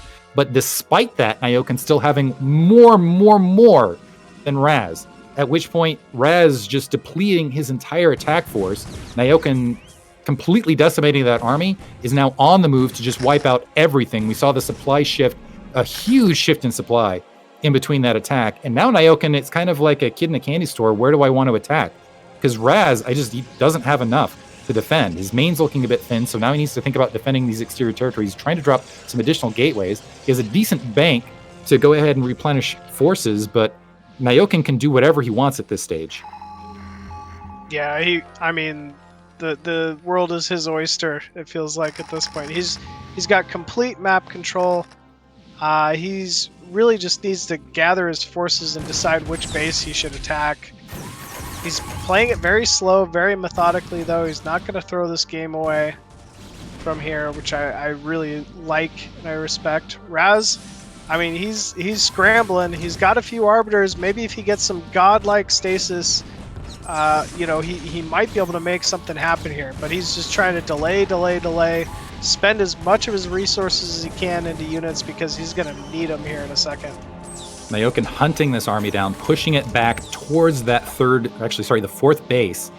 And it looks like what he might even do is just straight up box Razz in from there. It looks like this, EMP landing, huge EMP on the left 2 Arbiters, only 3 siege tanks getting stasis. The rest of the Dragoons trying to press up from the front. Looks like they actually made a target fire on one of the science vessels, which is not what you want to target in this fight. And instead, just opting to GG right there. And Nayoken, I got to say, on top of getting that early lead and doing everything right in the early game, I think Nayoken is one of the guys, when you talk about being ahead and getting even more ahead, he's one of the guys who does that to perfection. He doesn't allow his opponents, he doesn't do that macro up, sit back, and allow his opponents to get greedy and overexpand and just he doesn't allow his opponents to get back in the match. He really does expand, mass up, get the upgrades, do absolutely everything right, keep his opponent on his heels. We saw throughout the mid game, it was just apply pressure and continue doing your thing in the background, and Razz just really didn't seem like he was able to recover.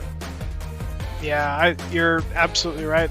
Nayoken just kind of boxed him in, took an early advantage, and just did not give it up. He would, you put it perfectly. He's the kind of player who, when he's ahead, he thinks, how do I get more ahead? He doesn't get greedy with it. He doesn't, just get too aggressive with it and throw leads away either. He's just really calm, really cool, calculated, and knows exactly what he can do and what he needs to do to get ahead. And man, it showed there. So we will have Nayoken moving into the lower bracket semifinals, and where he'll have yet another Terran versus Protoss matchup against BoA, who we saw earlier tonight. So tough opponent there. BoA's really strong in his PvT, I'll tell you what. He absolutely is. In fact, they met earlier in this tournament in the winners bracket round of quarterfinals, and BoA won 2-0 last time. It wasn't just a simple 2-0. Like, Nayoken made it, a little back and forth, and it was definitely a hard fought match, but BoA did come out the victor there. So I'm kind of interested to see, how Nayoken has rallied from their first series, and what he might be doing to try to adjust and come out ahead this time against a player like BoA. Actually, that's a good point. Is Nayoken is one of those intelligent guys. He's had a day. He's had some time in between their first matchup to sit and think, to kind of plan this out. So I'm wondering if he's going to come back and take on BoA and just have a completely new style that he's able to just, adjust, make it more of a matchup. I'm also really excited to see Hawk versus KwarK, because wow, you want to talk about, Hawk, and there are arguments that Hawk is maybe the best player in North America at the moment. I can see that just through his play style, honestly, in this tournament. But even like the last few tournaments, I had the pleasure of casting some of his, show matches with Ox, and it's clear that he's been putting some work in and is really on another level at the moment. I'm happy to see him playing in such form, and think he's really going to be a threat for a lot of the other regions. Can't wait to see him compete in that. But I don't know, it's up to you, Diggity. Let's go for it. Gonna go for a break? Okay. Or do you want to keep casting? Let's keep casting. Okay, I'm good. I'm good. Getting All right. background. For other people can't hear, we're being asked if we want to keep going. I say we keep going. Yeah. Let's do it. Okay. More Sounds StarCraft, the good better. I've been itching to cast. Yeah, same here, man. I'm excited. This is definitely a match to be hyped for, too. So we're gonna have BoA versus Nyoken. I wonder what map 1 will end up being. I already know Nayoken does not like the 2-player maps for this matchup. That's the one thing he's pretty vocal about, I guess. So I would expect him to be banning something like Butter or Overwatch. I guess we'll have to wait and see. Those gas steals, they can be frustrating, I'll tell you what. And the proxy gates, I don't know if you've got the chance to watch any of the Asia region, but man, so many strong Protosses TVP were all just going proxy single gateway in the opponent's main, and they made it look so strong.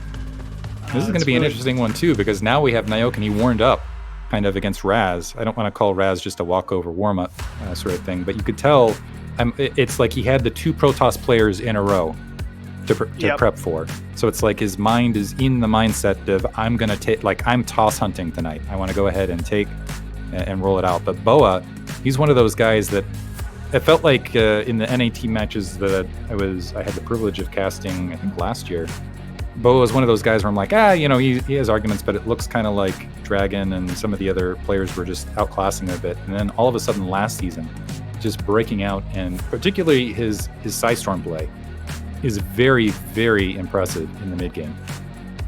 That's actually exactly what he did to Nyoken in their last series. We saw a lot of even double robo, but like mass shuttle, zealot bomb, storm drop against tank lines, against mineral lines, against everything, and it was a lot of fun to watch. So. And we have it here. It's the map 1 is actually going to be Vermeer. I think a great map to start this match off of. Honestly, like massive 4-player map. Every single base has gas to it, so Protoss love that part about it too. And Terran, actually. So we are ready to jump into it here, it sounds like. So let's get it. Let's get to it. It's going to be BoA versus Nayoken. Game 1. Here we go.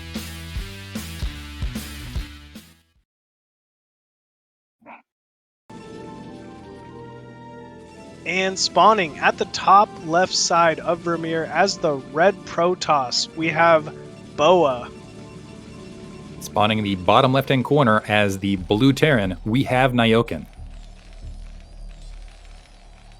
And I think it's funny, actually. I'm wondering if Vermeer, being a more macro-oriented map, whether it's going to favor BoA or whether it's going to favor Nayoken. Because BoA's macro is nothing to sneeze at either.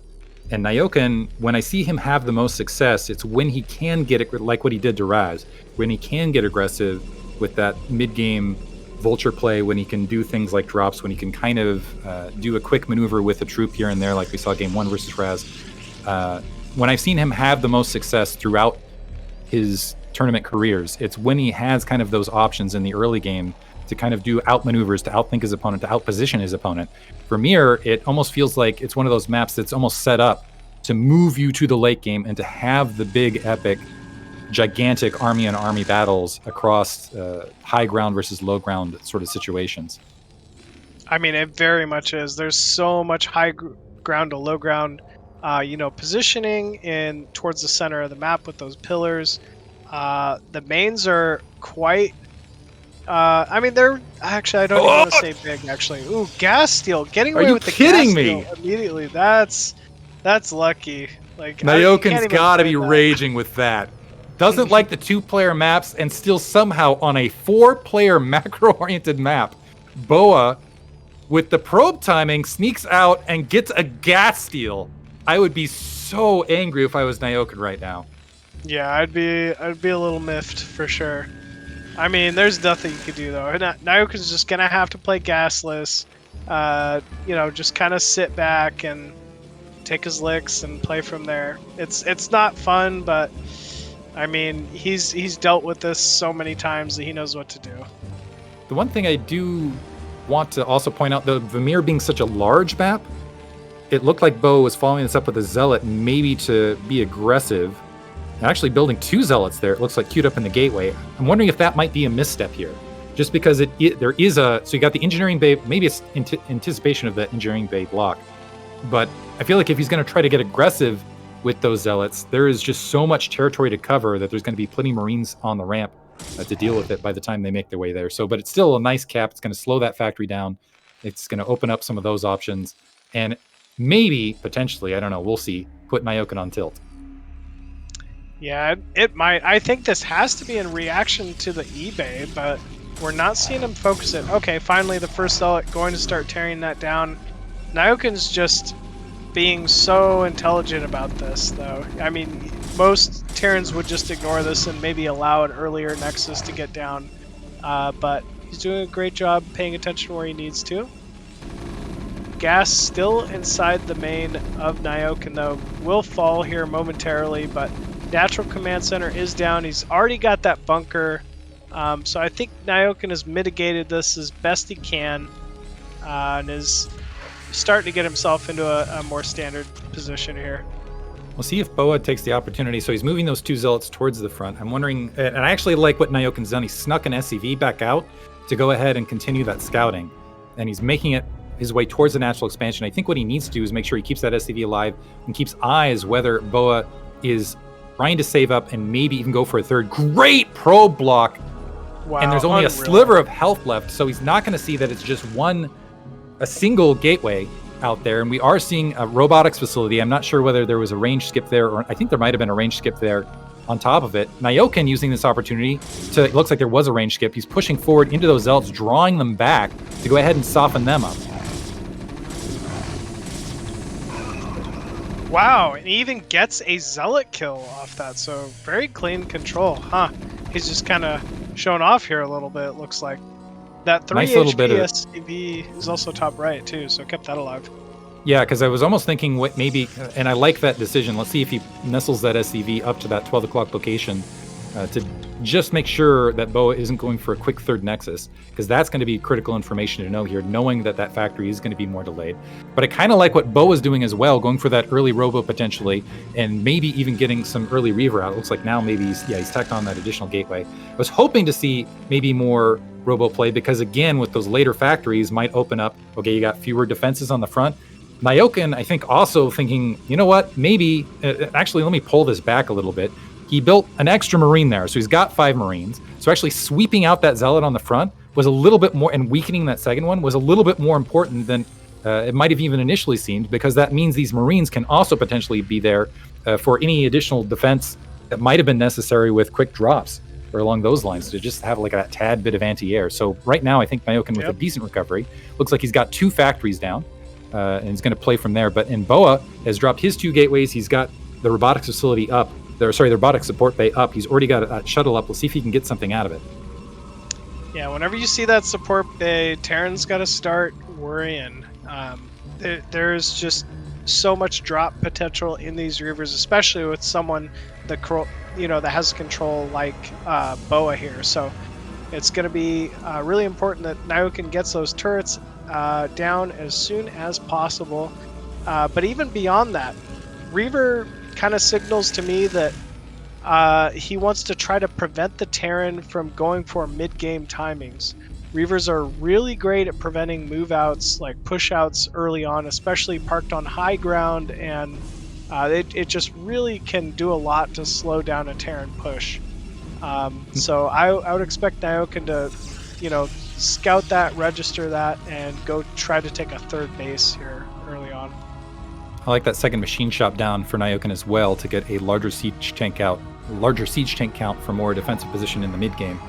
Potentially deal with things along those lines. It looks like he's pretty much red and actually dropping ComSat and confirming it now. I think he got good eyes on robotic support bay with that first scan. And also confirming the third being dropped from BoA. So worker count just about even. BoA is going to get that third and have position on that third much more rapidly, which is pretty standard in Terran versus Protoss play. We'll see how it goes. We do have the Reaver moving up position. Turret's not there yet. The Marine's slightly out of position. So let's see if this Reaver can meander over to the front, and actually if it might be able to drop, and even if it get a quick pivot, the Zealot dropping first. SCVs, big explosion! Lots of damage on the worker line. Also, the Marines getting completely obliterated. I was waiting for that shot, potentially. And also the siege tanks taking a huge Scarab hit. Yeah, that was just massive damage out of that Reaver from BoA. SCVs all forced to be pulled to the main. I mean, he probably killed a good 6, 7 SCVs there with that Reaver as well. So big damage and kept the Reaver alive. That's really the key trait. You got to keep those Reavers alive. Kept the Reaver alive, minimal damage, I think, to the shuttle. I don't think barely any shields shredded from it. So, and the Reaver taking very, very slight losses, despite the fact that Nayoken had a good amount of siege tanks on the ground, had Marines chasing, just threaded the needle. How BoA knew that was going to be open, I have no idea. Like, that, I would have expected Nayoken to have that turret right there in time, but instead, really disrupting the economy. Nayoken right back on it, though, building those workers. It looks like he's got that third nearby, but after that last attack, I would feel a little bit hesitant going for it. Looks like he is, I think he got that scan off, is confirming that there's 5 gateways. I don't know that he has a siege tank count to confidently press forward and secure that additional base, though. Yeah, against the 2 Reavers here, it's going to get a little tricky. Only a couple of Goliaths, and I mean, he really needs anti-air and those siege tanks to truly be able to feel safe pushing out. We see that from Nayoken. He's kind of recognized it. He's sieging up on that high ground, trying to take this a little slow, repairing his siege tanks, but actually 2 Reavers almost picking off a tank there even. But the tanks on the cliff end up targeting down that Reaver very quickly. Very nicely done from Nayoken. And he Baited. kills the ops. I like that. Had the siege tanks on the high ground, had the observer in position. The BoA just getting a little bit negligent, dropping, and there was just a single volley. I almost feel like that first tank looping around, he was the bait guy, where it's like, kind of the hijinks, like, okay, go out, bring the guy back.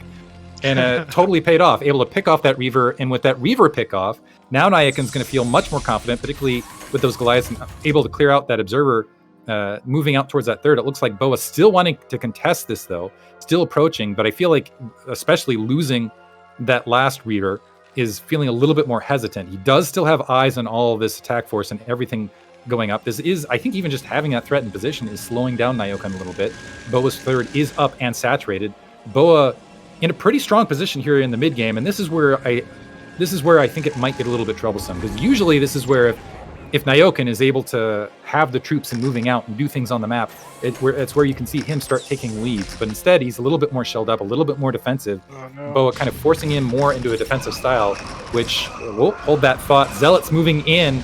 Looks like, shuttle getting taken out on that rear. A second shuttle moving forward. The Reaver instantly getting popped. Ooh. That siege tank still holding on the front. The Dragoons coming in from the right-hand side. The SCVs being escorted back towards the natural expansion. But a lot of these Dragoons getting wiped back. It looks like the SCV is going to stop and repair the siege tanks as well. So BoA losing, it looked like 2 shuttles, a number of Zealots, a Reaver, and really not able to get a lot done. I don't think maybe got, 2 SCVs out of that as well? Nayoken It actually wasn't ahead in the much. worker count now.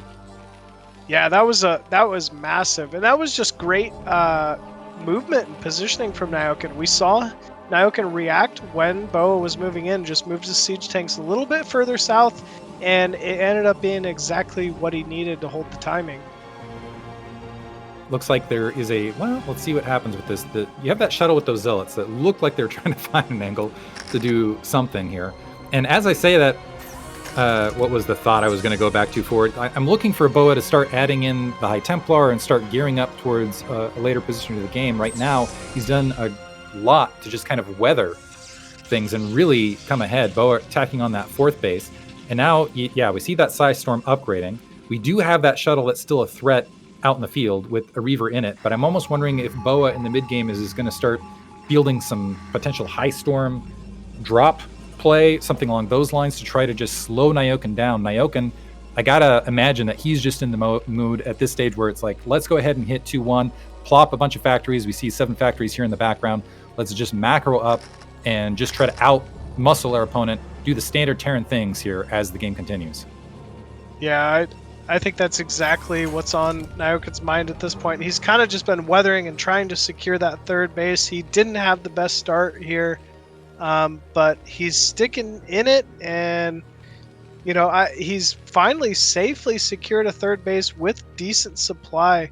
But BoA loves these shuttle timings, man. He just gets so aggressive, and it can be quite miserable to try to hold these shuttle storm timings or Reaver Zealot bomb timings. And yeah, we are finally seeing the first High Templar of the game on the map. Another Robo being built for BoA, kind of his trademark, I'd say, throughout all these PvT series. Some Vultures finding position. It looks like they're able to sneak through that corner. Finding probes, great timing to jump on that probe line, and that's just gamer instinct right there. Able to get, 4, and it's actually funny. We talked to some Protoss these days. It's like they just don't even care about probes anymore. They're like, whatever. Drop at the natural expansion, though. Reaver able to land right there, and it looks like some Zealots in that back line. I'm not sure how many probes that killed. It looks like Nayoken's still ahead in the worker count by a decent margin, so not getting a lot out of that, and losing the shuttle, I believe, as well.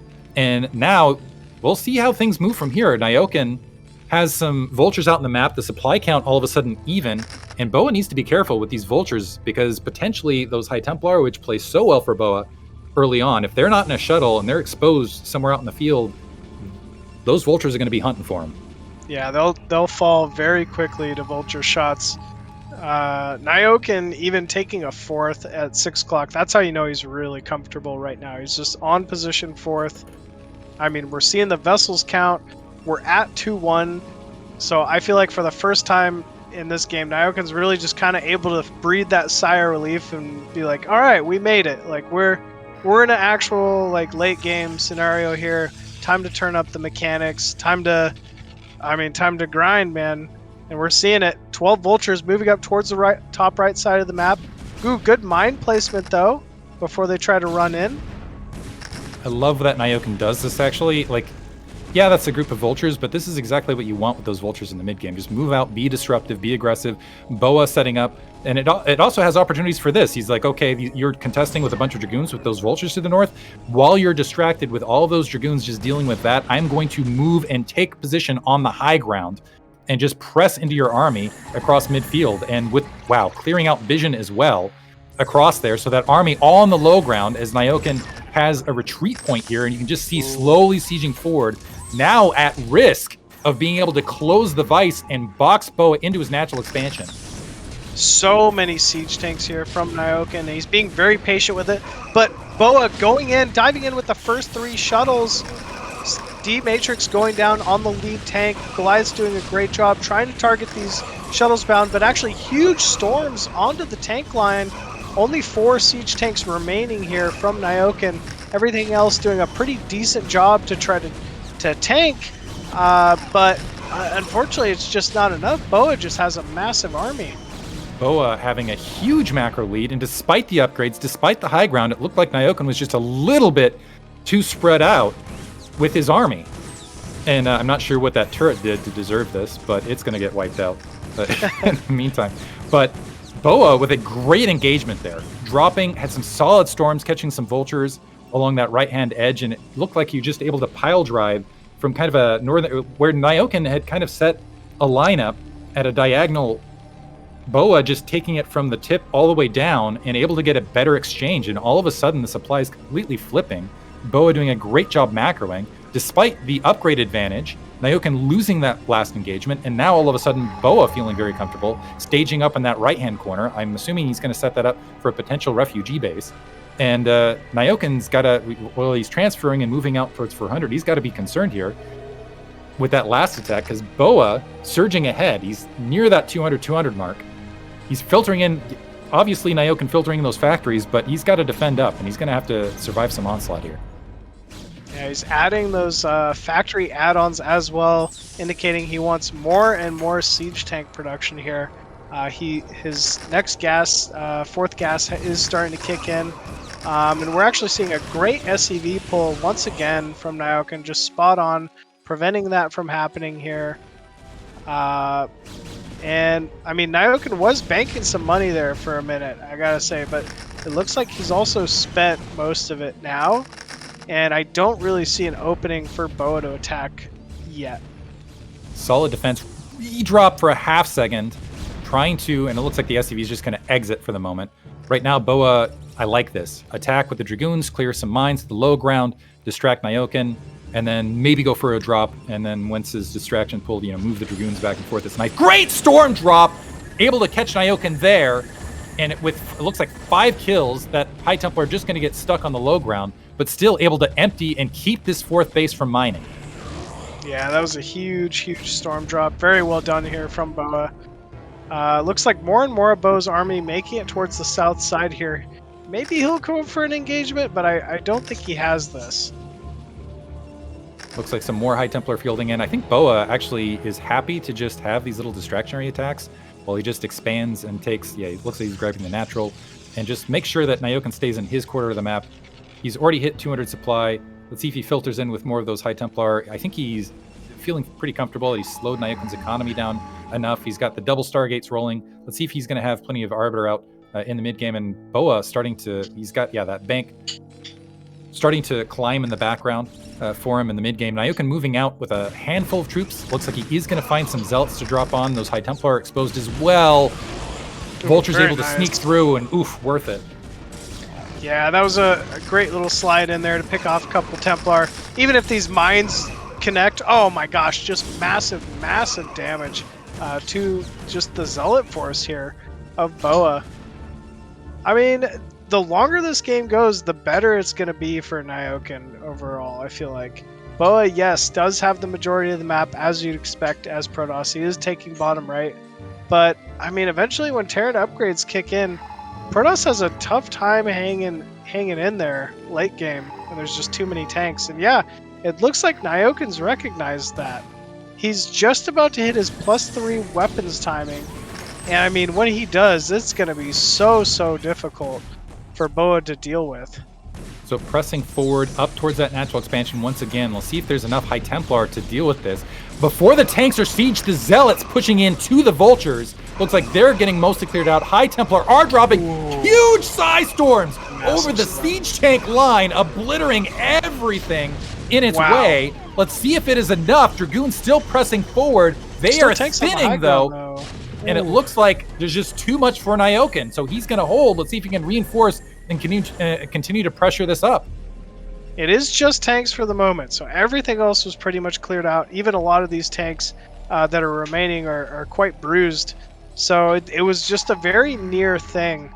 But Nayoken did come out on top here, and he is continuing to push to BoA's natural. Meanwhile, also taking the expansion bottom right, but BoA has the main. I don't even know if he knows about it. I always love late games like this where you have Terran who's like pressing up to the natural expansion and just, I'm just going to sneak an expansion. It's just friendly workers over there. In the meantime, BoA crashing down on the siege tanks, getting a good EMP to soften up what's behind, hit a lot of High Templar with that. The Zealots, however, still diving in to the high ground, taking mines with them. Looks like the High Templar still has some energy in it, able to drop a good storm that left grouping of siege tanks. And let's see if BoA can take that high ground. It looks like not, just doesn't have quite enough troops. And as long as Nyoken holds that sliver of high ground, BoA's going to have to continue to deal with it and contend with it, because it's just a hop, skip, and a jump right to his natural expansion. At the same time, BoA's, I mean, he's definitely got the majority of the map at this point. He's feeling pretty comfortable economically. I feel like he more so is the one who is all right with taking some inefficient trades here. We're seeing those shuttles just flying across the map here, bottom right, probably looking for another mineral line storm. And yeah, here we go. Templar jumping in. Oh, that's going to be a little bit of his own shuttle. But that's okay. And now finding, oh, hey, there's cannons up there. Siege tanks moving up. I actually am wondering if BoA can defend this now. It'll be a while. Dark Templar out. However, there's already turrets to deal with the rest of this. And Nayoken just now realizing, oh, hey, you had some stuff up there. Let's see if you can go ahead and clear it out. BoA did have a larger bank. He's actually got a supply lead here, but I don't see any army on the mini-map currently to be able to engage this. Maybe these arbiters can move up and capitalize. There's the recall. I was about to say, see if there's a recall on top of this to go ahead, and this is double recall. So this is actually a big turn of events, because BoA able to wipe out Nayoken, lock him to the bases. Nayoken basically at 2 bases right now. My guess is this, yeah, that base is thin, which means BoA sitting in the upper right-hand corner and also keeping the bottom right-hand base out of Nayoken's hands. He can starve Nayoken out if he can just keep producing the troops and keep Nayoken from getting a cohesive army to punch at him at any one point in time. Yeah, it seems like he's pretty much done it at this point. Nayoken is desperately in need of another base here. Decided to just cut all his efforts and push towards the natural. Maybe he can kill off BoA's production and make something happen from there. I don't think that's a bad call, necessarily. Looks like some Dragoons dealing it. Looks BoA sweeping underneath, doing some mine clearing once to just dive and threaten at the 6 o'clock. And even if he doesn't manage to take this base out, this is still going to keep Nayoken on the defensive. This is still going to expend troops. And BoA has a huge bank to replenish, and I think he knows Nayoken doesn't. It looks like some arbiters continuing to reinforce towards the front. We're getting some drops out of those shuttles, a decent stasis to clean everything up. And yeah, BoA just keeping Nayoken occupied on all fronts, so we can't even think about expanding. Yeah, he's just throwing so much at him. GG is called there from Nayoken, and BoA actually going to end up taking game number 1 there in a pretty solid form. That was a little back and forth. Nayoken was doing a great job. Looked like he had a pretty scary 3-2 timing there at one point. But man, BoA just playing meticulous, using those robos, shuttle, drop play, and I don't know, Diggity. How do you deal with that? That's the thing, is BoA is so strong, particularly with those side-strung drops and his ability to macro behind those side-strung drops. To just keep his opponent off guard. And that was where, looking at Vermeer, I'm like, oh, this might be one of those maps that plays more favorably towards BoA's style. I'm almost interested to see if we see a flip when we move to something like Longinus or one of these smaller 3-player maps, where it doesn't end up moving towards that 3-base edge of play, where Nayoken can maybe get a little bit more purchase and be a little bit more aggressive in the mid-game. I mean, he's looked very strong on Sylphid. I almost wonder if maybe like a Sylphid or a Monopoly, I would guess would be, I don't know what BoA, ended up deleting, obviously, or removing from the map pool, but I think Monopoly or Sylphid could be a pretty strong selection here for Nayoken. Definitely, yeah. He is one of those guys that also has kind of the preparation in mind moving into these maps, so I wouldn't be shocked if he's like, okay, BoA, this is what I'm going to throw at him with a particular map set. So I want to see Nayoken moving into one of these matches and just watch him do, because that's almost what it felt against Razz, is that he had kind of something in mind and had that step-by-step well-executed plan, where the last match, it was like, okay, now we got to kind of weather what BoA is going to be throwing at me. So yeah, I'm excited to see as this moves forward. I have a feeling it's going to be just something different in this next match. Yeah, I'd kind of have to agree with you. I'm kind of interested to see if maybe we get to see Nayoken on a map where he doesn't get gas stolen, because I feel like BoA was kind of in his head there from the start with that gas steal on a big 4-player map. Like you were saying, I think he'd get pretty tilted. And yeah, it's Longinus, so Nayoken picks Longinus. Crazy to me. I mean, yeah. Longinus I look has at this to map live too. up there as like best Protoss maps of all time, but crazy. Yeah, you have the PVT or the PVT, and it does say 50-50 for all games. So I don't know. Yeah. But and I have to admit, like in his match versus Razz, it looked convincing in his favor. So I'm expecting more of that, two factory something out of Nayoken in the mid game, where you can continue to abuse mine placement and splitting the forces in the mid game, and Just maybe that rely pressure. on vultures, pressure, cutting his opponent away from the third, something along those lines. But I gotta say, when I look at Longinus on paper, it does look like it's one of those maps that, I would expect Protoss to do better on. Yeah, I mean, this just had a reputation back in the day. It's really rough Zerg vs Protoss, I'll tell you that much. Yeah, I don't know. Nayoken seems favorite, and it's been working. So, with that, we are ready actually to get into game number 2 here. It's going to be BoA versus Nayoken on Longinus. Let's see it.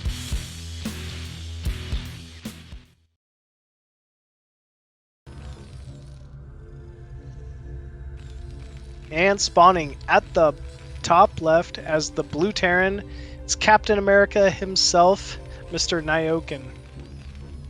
In the bottom left-hand corner, as the red Protoss, we have BoA. So, I mean, I don't know if these positions really favor anyone in particular. Like, maybe BoA might be able to drop the main a little more easily from these positions, I'd guess, if he opens Reaver or something like that. But I really don't know what to expect out of BoA on this map. We've already seen Nyoken play here, but we haven't seen many other Protoss play PvT on this yet. That is one thing. I do worry about Nayoken if he allows things to extend into the mid-game rather than getting aggressive against his opponent. Mostly because BoA, we've seen how effective he can be with his drops. We've seen his storms. We've seen how he just has just where he even lands his High Templar just seems to be a slight level above other Protoss players. He just finds the pockets to land them and just deliver these massive storms on his opponent. I feel like giving him the nickname. We can call him Jangby of the West or something like that. We'll see if that sticks. I doubt it, but maybe getting a little bit. But anyway, but if it moves to that stage of the game, Nayoken's going to have a lot of things to contend with because there's a lot of area to drop on this. Yeah, it's almost like the same thing as like Tau Cross or some of the maps we've seen prior, like Sylphid. Some of these maps are so difficult to defend drop, and Longinus is absolutely one of them. You obviously know that Nayoken knows this, and he's going to be showing up prepared to try to handle any kind of drop play, whether that's Reaver or High Templar or Dark Templar or Zealot. But it's just something to kind of keep in mind here. I like that Nayoken, you could see just moving that SCV briefly to the south to make sure he wasn't getting proxied in base. Does have the 3 SCV on gas currently. Looks like he's going to end up scouting the bottom right-hand corner first. BoA sending that scout out pretty late, so he's not going to get a gas steal this time. And we'll see how, they play the match from there. It looks like we do see a cybernetic score. No Zealot on the front this time for BoA as well. 1 SCV on gas, so it looks like we're seeing that standard, potentially factory to expand, and I would not be shocked if Nayoken plays very, very similar in his match versus Razz. I was wondering if maybe we'd see a 10-15 gate out of BoA, but we're not seeing it. I think this is just going to be standard goon range. Yep, looks like.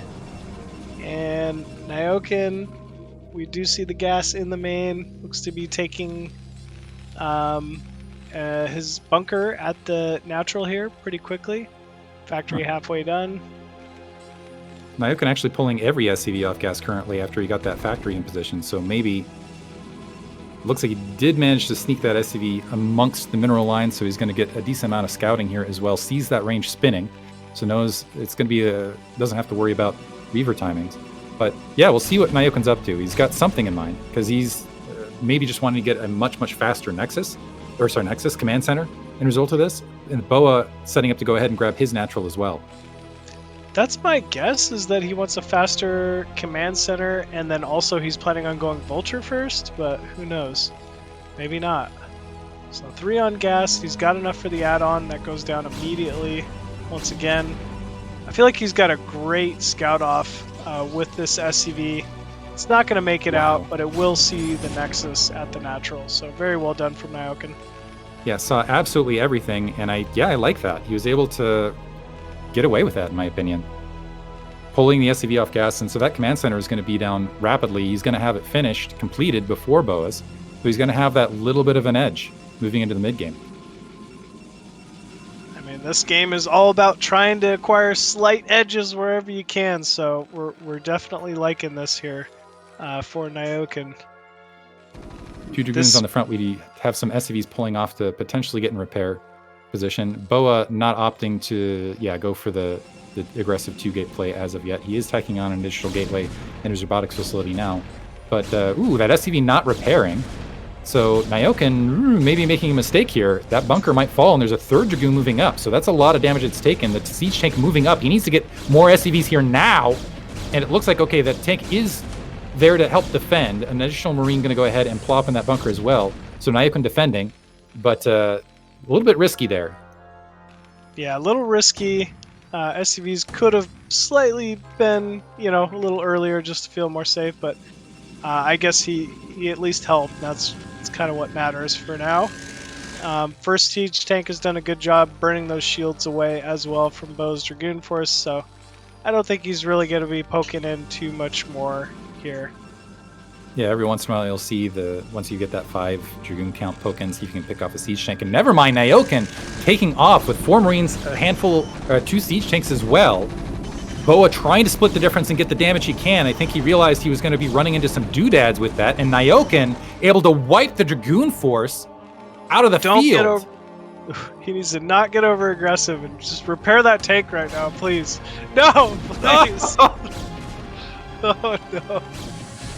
I could feel that Marines taking a little bit of damage, but still pretty solid play. And I can see why Nayoken likes this map. He realized, okay, these Dragoons are in such a position where if I run into them and he tries to maneuver out, they're going to end up running right across into my army. They're not going to have a great escape path. And so BoA, you could almost see having the, slight panic. It was a nice reaction on his part to realize his Dragoons weren't going to get out unscathed and to turn around and try to do the damage that he could.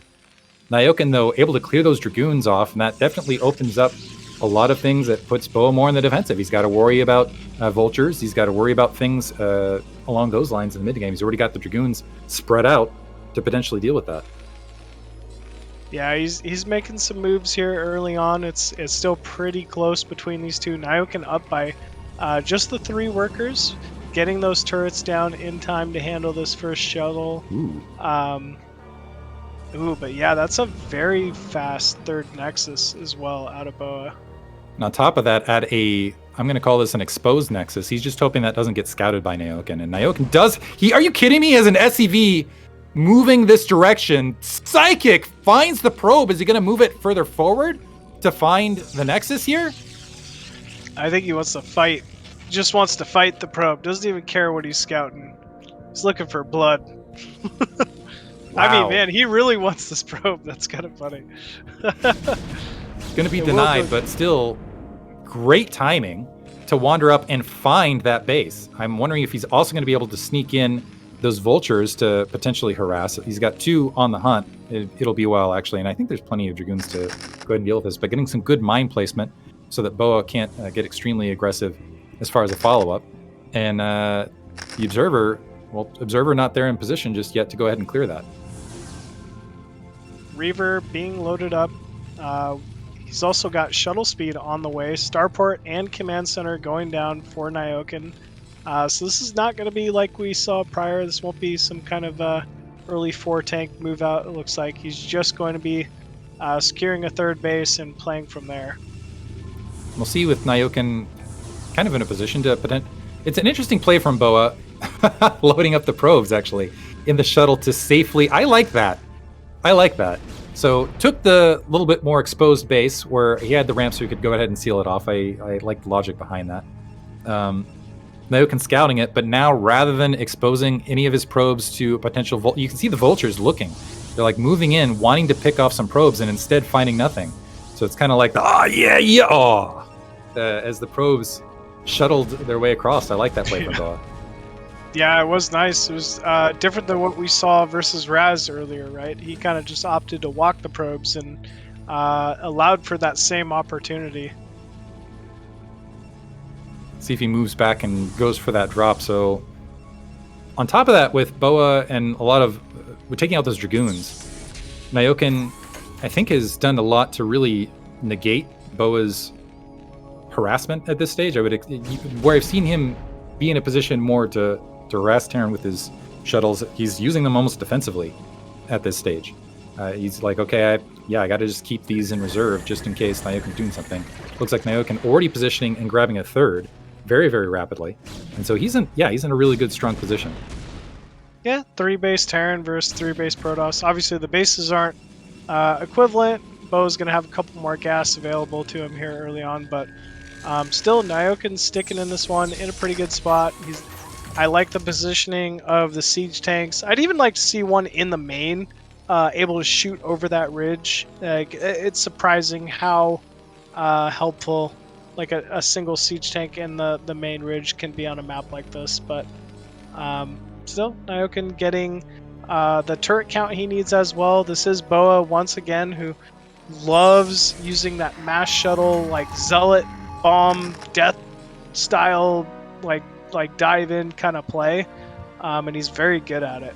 So yeah, this is the scary thing. And yeah, you got 3 shuttles that are going to be out in the field, some zealots, some reavers in one, and Nyoken's got a lot of territory to cover. That little ridge wall, it's frustrating. It's like there to just be like, just in your way. But he's got a wraith in position. Is the wraith going to be enough to swat this? Oh, it might be 2 turrets as well. Oh, there are mines. Oh, first shuttle falls. Mine hits one of the first 2 reavers, dropping out. Vultures are already here to defend, so good focus firing here from Nyoken, and that shuttle's going to go down immediately. And I don't know. I think this was a pretty decent trade for Nyoken here. Yeah, I think Nyoken came out okay. The zealots, I got to give it to BoA. He unloaded that first shuttle extremely rapidly, but now 2 reavers gone, 2 shuttles gone. That was a significant investment from BoA, and he really got, what, an SCV out of it? He really did not accomplish a lot. Yeah, he didn't get much. Lost some mining time, obviously caused the workers to be pulled, but no significant damage, no upgrades delayed. I mean, no tanks killed, just nothing that says big damage here from BoA. BoA, though, going to take his 4th, it looks like. Grabbing that 4th. He's got the supply lead still. He's done a really good job macroing here in the mid game. Yeah, he absolutely has. Even after the failed drop, he's, just macroing phenomenally. Few workers down behind Nyoken, but it doesn't seem to be hindering his economy any. And now Nyoken kind of spreading those vultures out. That's one thing, BoA, with that previous drop, he also, because of the failure of the drop, had to cede a lot of the territory in the middle of the map, which means the vultures are going to be a little bit more opened up to move across. Let's see if Nyoken is able to capitalize on that. Currently, it feels like Nyoken is just like, okay, I'm going to try to race him to... He's almost playing the same strategy as Game 1. We saw how that played out. So I'm a bit concerned here. It looks like he's staging up to go for a 4th. He does have a good factory count out. He does have the good upgrades, but it just feels like BoA is so good with his macro, he's so good with his Psystorm and his engagements past that if he in my opinion, if he's trying to do the same thing, if he's just going to let BoA get up to that Psystorm, get up to that late game style that he's just so comfortable in, I worry about his odds. Yeah, I do as well. BoA has shown, just excellent Arbiter control late game. He loves getting those storms. If Nyoken, gets just too passive, it really could be his doom here. I also like what BoA does, where I've seen other Protoss players kind of miss this, is when they're going for that additional expansion to potentially stage up for late game refugee. He actually moves the Dragoons with it, so that a bunch of vultures streaming down doesn't suddenly interrupt it and cause all this delayed mining time. So they wait in position for those cannons to come online and then moves out. In the meantime, Nyoken does have that 4th just about finished. We'll see if he goes ahead and, first of all, where he decides to move out and take that. It looks like some Dragoons are starting to clear out mines in the midfield. So 4th command center up, but now where does Nyoken go? He's got to go up to high ground to go ahead and engage. It looks like he's starting to stage up to maybe try to take that 9 o'clock. I think, yeah, he's going to take the 9 o'clock with that 4th command center, and that's an easy hold, right? You just got to put a bunch of turrets up, ring around the main, leave a couple siege tanks there, and it's the pathway that's also towards the Protoss main. So you kind of want the majority of your force to be moving that way anyway. So it just seems like a good call here from Nyoken. Now, I don't know what BoA is going to be able to do to stop this. Maybe like a recall inside the 4th, or I don't know, maybe this is the moment that he's going to choose to start, getting aggressive with the double shuttle drops. And Arbiter seems a little delayed, actually. Yeah, this is late Arbiters for this stage. And fortunately for him, I don't think Nayoken is thinking about getting aggressive anytime soon. He's just, I think, wanting to establish that 4th and delay things and play things a little bit more positionally. But yeah, it feels like the Arbiter, I don't know. We'll see what BoA can do about this. Maybe he has more High Templar to deal with. Maybe he's just relying on that mid-high ground, and that he can kind of hold that and batter that and drop some storms in the midfield to go ahead and hold Nyoken back. But we already see BoA setting up. He's like, okay, this is going to be one of those longer matches. I want to make sure I have the refugee capability. So setting up a bunch of gateways at that 3 o'clock. Yeah, he definitely wants that capability. But I mean, this is, I don't know, the longer the game goes, I think we're going to find that it's a little more in Nyoken's favor. He's great in these late game macro situations. I mean, if he can hang on, take a 5th from here, he's also getting his 3rd and 4th gas for the first time in this game, so he's finally going to have that Vespian gas to play with and get into those higher tech units. And here we go. This is the move out timing from Nyoken.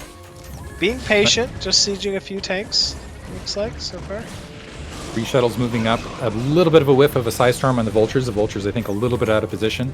Nyoken looking for areas where he can press forward. This is a really, honestly, that's a scary storm situation if BoA can, because that's a big choke to drop it. If Nyoken gets up on the high ground, though, he can spread that army out and around. Looks like BoA positioning to the north, now moving in. Let's see if he can get the drops off. 2 High Templar land, big storms right on the ramp. Yeah, those were big storms, but I mean, the army of BoA just evaporating, though. Once all those siege tanks were able to kind of focus their fire, I mean, there's just not enough Dragoons here anymore. Unfortunately, so he was able to land 1 High Templar, and he managed to get a big Psystorm off, but the other 2 shuttles got wiped out en route because there was no additional engagement anywhere on the front from BoA to cause any sort of distraction. And so army count plummeting for BoA, and now Nyoken just pressing the advantage, threatening the 3rd. Yeah, he's just got so many siege tanks here in position. Vultures as well. I mean, he's got the D matrix going down on some of the front tanks, so these trades are just going as well as they could, honestly, for Nyoken here.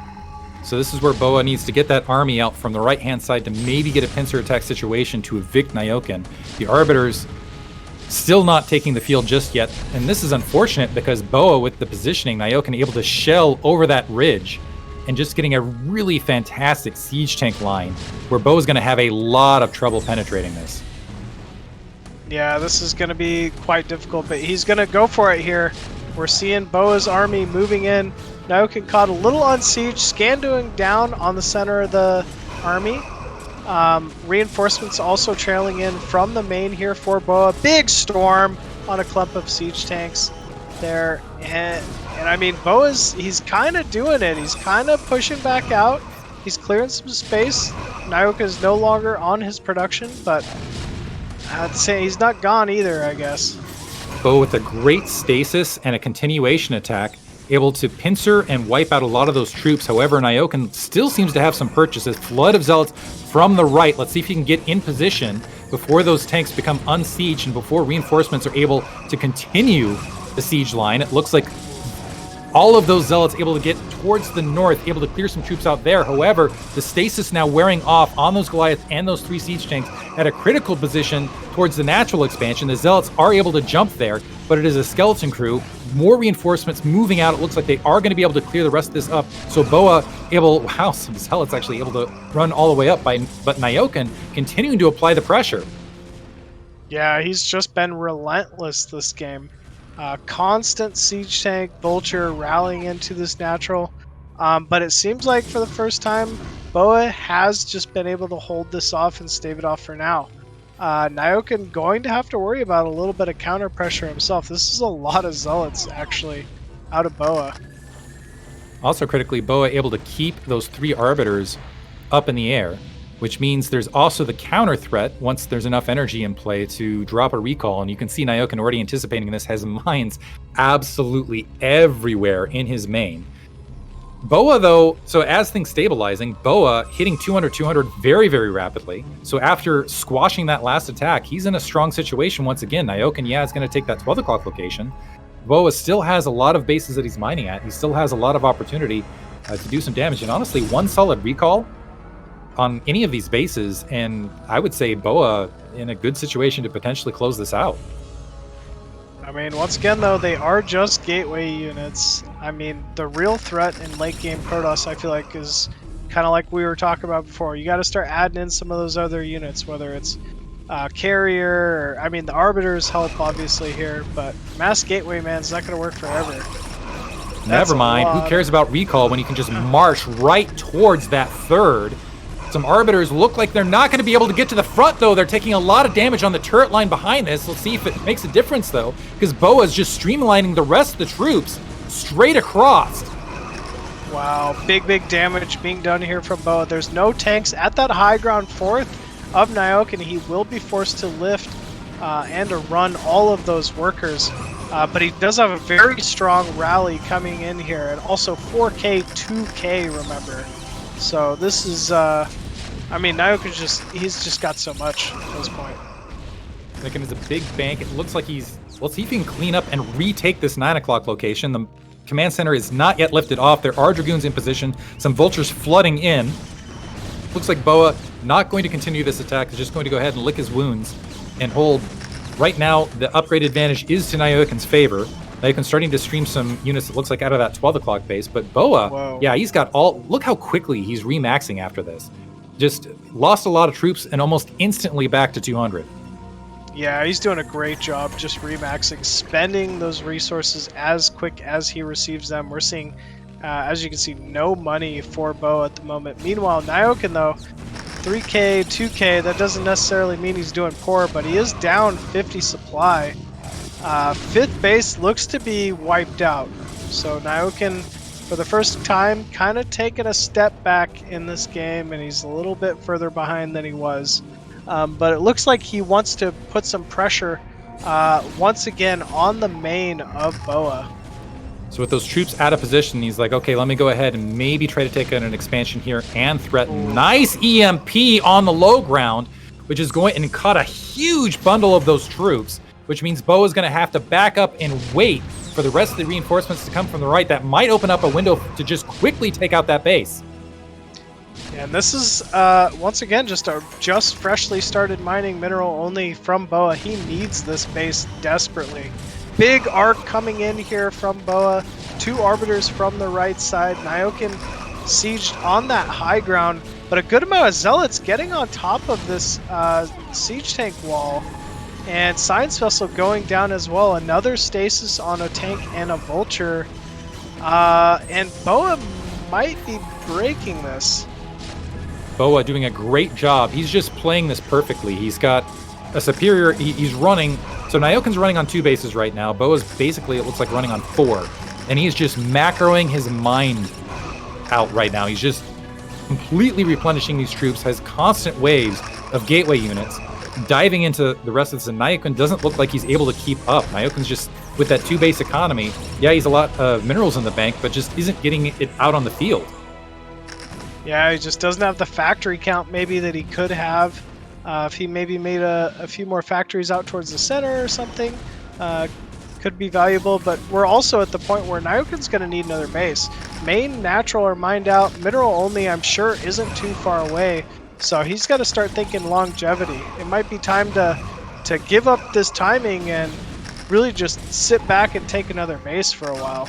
Ooh, nice stasis going out on those 3 tanks. And with that, GG is called from Nyoken. BoA will take the series 2-0. Wow, that's impressive. Yeah, it's impressive. And it's unfortunate because I almost feel like if I think there were opportunities for Nyoken to really shine. in there, but BoA playing BoA's game. And unfortunately, if you play into your opponent's strengths, anyway, it just shows you why BoA is so scary late game. Just really, in that macro, absolutely incredible. It looked like he was able to generate like 60, 80 supply in an instant. And I really wish I had like a first-person view of his hands in the midst of that, because he was just running around all those gateways extremely rapidly. Yeah, just fantastic.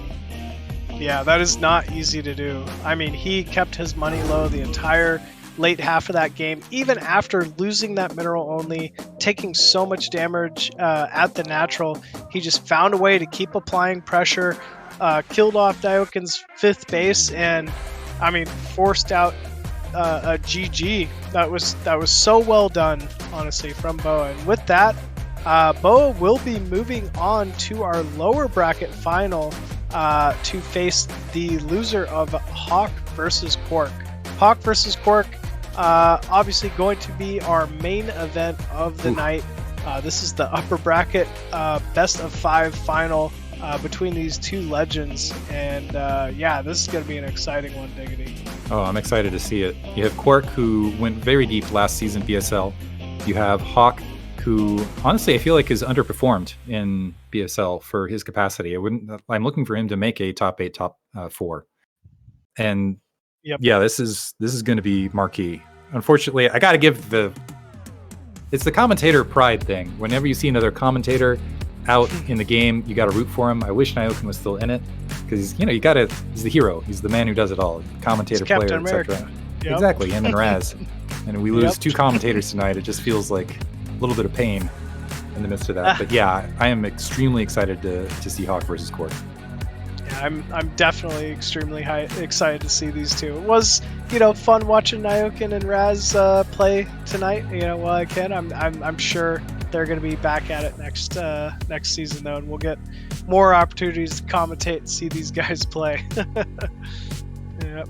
But with that, I think we're going to go to a quick break here before we get to our grand finals of the evening. Once again, that's going to be Hawk versus KwarK, best of 5. So don't go away. We'll be back in a few minutes here.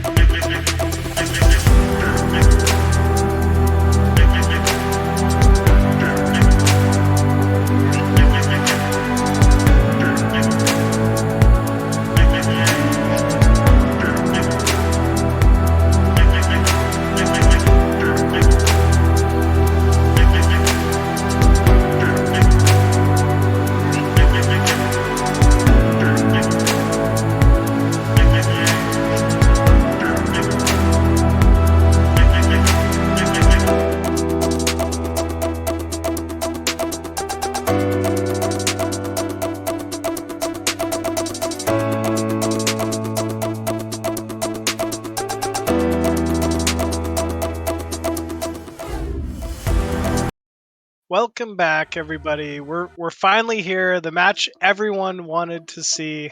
Winter bracket finals for the day. It's going to be KwarK versus Hawk. And man, diggity, I'm hyped to get this one started. The marquee matchup.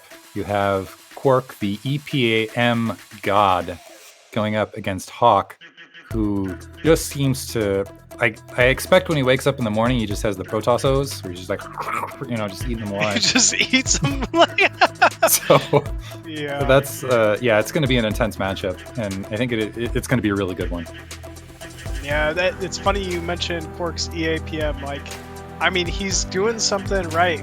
That he's able to play so well, at a significantly lower pace than most of the other competitive players at his level. I mean, he's just such a amazing, strong Protoss player.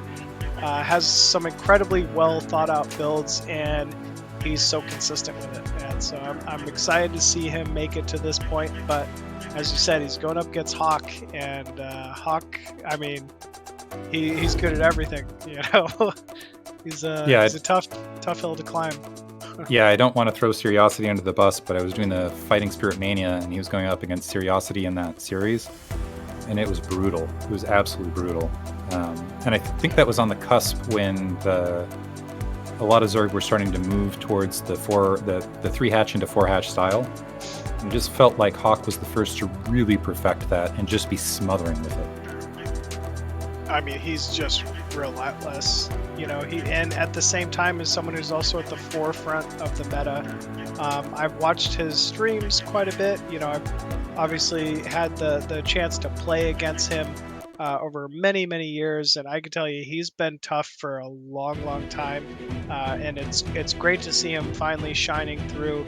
How I feel like a lot of the other North American players have known he could play at as far as his capabilities. But he's just been on fire lately, and he's shown it. He didn't drop a game to Blade. He didn't drop a game to Razz. He's had nothing but very strong Zerg vs Protoss matches to make it this far. And he's up against KwarK, so this is going to get exciting. I love what you said, where you're like, Hawk just is intelligent. He's always on the cutting edge of the meta. And I think that's what makes this so interesting, because KwarK is one of those guys where he is so intelligent, where maybe he can just drive it just a little bit further. And so it really does feel like a battle of the brains potentially here. Yeah, it absolutely is, I mean, I feel like these players are the type of players that they do the homework. Like, they have done their research, they're watching ASL season over season, looking for the differences, looking for the build adjustments, asking themselves why, and playing around with it, for themselves. A lot of players get stubborn and think that, some builds back from 2013, 2014 are still viable nowadays. And it's like, no. And you're a little arrogant to think so. That, players who literally aren't playing at the cutting edge in Korea aren't coming up with the best builds. Like, you're just, you're not being genuine to yourself. But here we go. It looks like game 1 will be on Butter in this best of 5. It's going to be KwarK versus Hawk. Let's see it.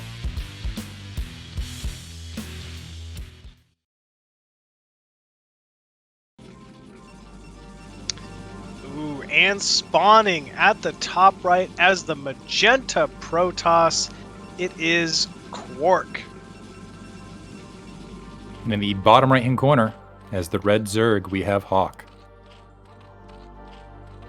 I actually like that KwarK put the little UK on the end, since he's kind of doing the expat thing. Yeah. It's kind of the little like, yeah, I'm a Euro and still made it to the top of the North American. So I do like that rivalry slight. It's very KwarK. It's very sure. Also got it adds a little bit of spice. A little bit of spice to the matchup. Yeah, it absolutely does. He's looking to just put down a pretty standard pylon at the natural. I'm kind of interested to see how both these players do it. I would expect to see an overpool out of Hawk, but every time I feel like I know what he's going to do, he always surprises me. With this being a 2-player map, like, possibility of early probe scout, is always there, and being able to block your natural, and it could be quite annoying. But we're actually seeing Hawk go for, it looks like an 11 hatch, I'm going to guess, at the Opening natural up the here. 11 hatch, I think we saw a Forge plop down the opposite side, and actually pocketing it in the back corner to allow that probe to, we're seeing a Forge for KwarK, initially hiding that drone out to the corner until he has the minerals, so he didn't have to worry about any harassment potentially on a scouting probe.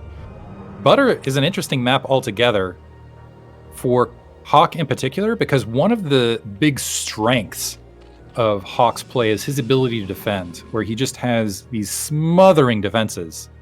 But Butter, it's one of those maps that I feel like it's more challenging for Zerg to hold their third.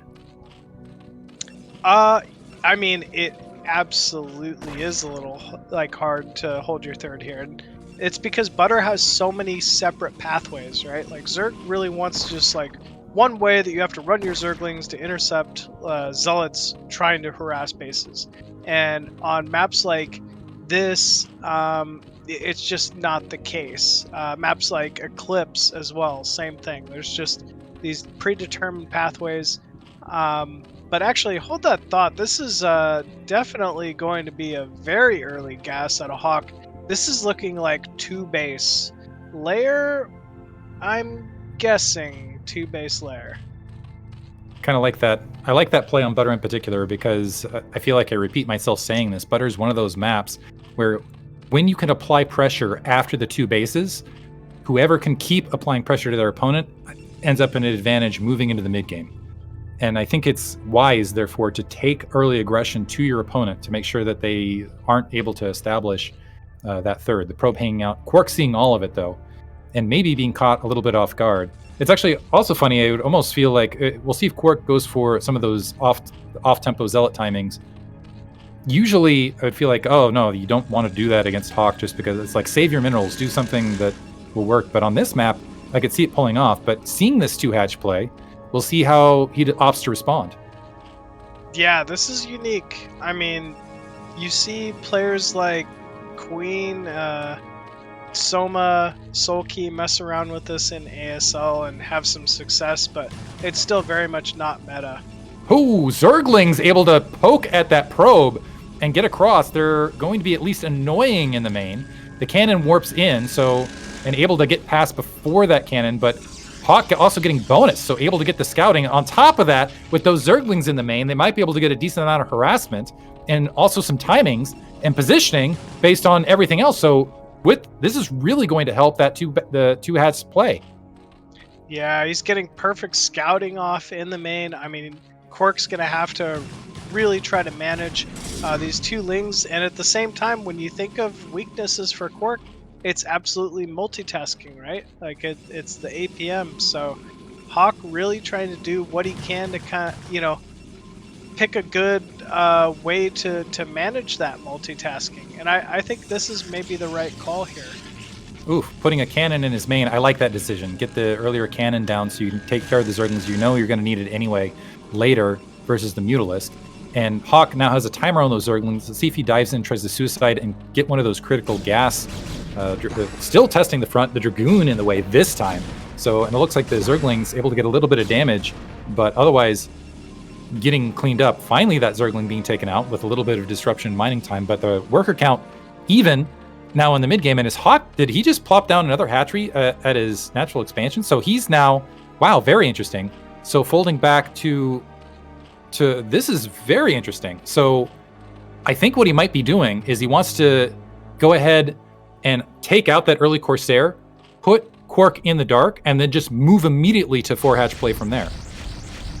Yeah, it sure seems to be the case. He's just kind of transitioning to more like a standard 5-hatch Hydra, just with a very quick Spire. And KwarK has to react, right? Like, for as far as KwarK knows, this could just be 2-hatch Muta, which you would expect given everything you've scouted. So we've got the extra cannon in the main. There's probably going to be extra cannons at the natural. You know KwarK is not going to be skimping on Sares here, and it's all for nothing. This is just going to be mass Hydra, even a 6-hatch going. Wow, a 6-hatch follow-up. So this is big brain plays right here. So first KwarK may be thinking like, okay, I'm getting busted with Lings and Mutalisks on my front. Let me plop down some additional cannons down, some additional defenses to deal with this. Instead, Hawk just shifting immediately now that KwarK is a little bit more boxed in and has built a good amount of Corsairs. It looks like KwarK might have sniffed this though, because he paused Corsair production there. He's no longer building out of that gateway. Maybe no longer feeling that Mulos pressure. He knows something's in the air, but let's see if this pays off for Hawk, because it's going to be 1 moment adjustment there, and then the continued attack pressure to follow. This is definitely not standard. I'll tell you that. For the Corsairs to be paused, you never see Zerg really go this 2-hatch Muta into, or 2-hatch Spire into 6-hatch so quickly. But Hawk is making it look so strong here. In fact, even going to that Muta tech, as we see these 4 or 5 Mutas out on the field looking to finally get a little bit of poke damage done. We'll have to see if KwarK's ready for this. Yeah, I think upon seeing the Corsair pause and knowing it, he has Scourge to spare, opting to do this, and that cannon's going to be exposed. You see the Scourge in the in-between area to go ahead and engage. The Dragoon getting jumped on immediately. 1 Corsair down, but it looks like only 2 initially landing, so Hawk going to retreat with those 5 Mutalisks, and KwarK potentially dodging a bullet right there. Yeah, not the best engagement. You don't want to trade 4 Scourge for 1 Sair, but it's something. KwarK looking like he's a little happy to get on the map here. finally, with these Corsair, with these ults, and yeah, these Muta are pretty bruised. I think that's going to force a retreat here, but also a lot of Scourge making their way across the map here for Hawk as well. Gosh, this feels like it's on nice edge both directions, where Hawk continuing to build Mutalisks and Scourge. So if KwarK gets a little bit too feisty, he might end up, it looks like the Mutalisk is going to go ahead and jump and take out a couple getting some damage on the Zelts, where it feels like if KwarK gets a little bit too feisty, he's going to have to worry about Mutalisks backstabbing him at some location. But if Hawk doesn't keep Mutalisk control and ends up losing a position there, he could end up with a big army from KwarK on his front door that he might not be able to contend with. Now Hawk doing his standard thing. He's got that seal up at his natural expansion, moving with a huge amount of Scourge in that in-between area. Let's see if he can get some damage done. Ooh, 1 probe going down, 2, 3 on the gas. Good movement here. Might force out a storm. I think that's what he wants. But actually just choosing to back up from there. And it looks like Hawk doing Hawk things has actually evened the worker count, is continuing to hold air control. Again, going for that mid area to see what he can do. The Corsair Force gliding in. It looks like it is going to get right on top of these Mutalisks before the Scourge are in position to provide any sort of additional support. The Scourge moving in. Ooh. Great spread, getting some good hits and lands. 1 Corsair going down, a second one damaged, but KwarK now diving with a good amount of his army. And he has a drop, a DT in the main with a good group of Zealots. Looks like they're going to go ahead and migrate to the 3rd. So Corsair still getting picked off here. KwarK losing a lot of drones at the main. I'm not sure if he realizes that or not, but he's also losing. But there's Corsairs getting picked off as well. Yeah, those DTs in the main just getting a significant amount of damage done. The whole mineral line actually being cleared just before it's recognized. More units being dropped into the main, and it's not that many Muta here, and they're pretty bruised as well. So Zergling's moving out for Hawk. Not sure where those are going. The 1 Dragoon even could be a little scary here for KwarK, but actually KwarK going to retarget, get on top of some of those High Templar, and will end up trading these units, but not before some significant damage has been dealt. Wow, so KwarK forcing... So you would expect this would be the other way around, correct? And that's what people always say against KwarK. They're like, oh, APM, etc., and lack of focus. But this time, catching KwarK off guard, throwing the Corsairs in, throwing Zealots all over the map, creating chaos, able to get the Spire and clear the main. And with that, really opening the game up. I was a little bit concerned if Hawk had a decent enough bank in his... deposit, where you just be able to get a flood of Mutalisks and maybe counterattack after that, after wiping the Corsair out. But KwarK doing a massive amount of damage. Here's the thing, though, about Hawk. I mean, we've seen it in multiple series now, time and time again. He's just a Terminator. Like, you do some good damage to him, and you're like, oh, wow, like, I'm very surprised. Hawk is not in the best of positions at the moment. And then he just drags it out. And he just keeps dragging it out. And he does it by not being like overly aggressive. He's not going to try to sneak in with his 5 mutas and go for a kill that's not going to happen at this point. He's just going to sit back, continue his Hydra production, get to that lurker tech, and just slowly expand. And this is one thing that I love that This is one thing I love that Hawk does that I don't see other Zerg do, which is he consistently uses those Scourge to get fantastic scouting information on his opponent. He just glides them in, uses them as a threat against Corsair potentially, gets a good look at the army composition he's up against, gets a good look at the gateway count, etc., and just kind of slides them in along the corner and gets just really good scouting information. Right now, on the hunt for some potential High Templar, KwarK going ahead and dancing back.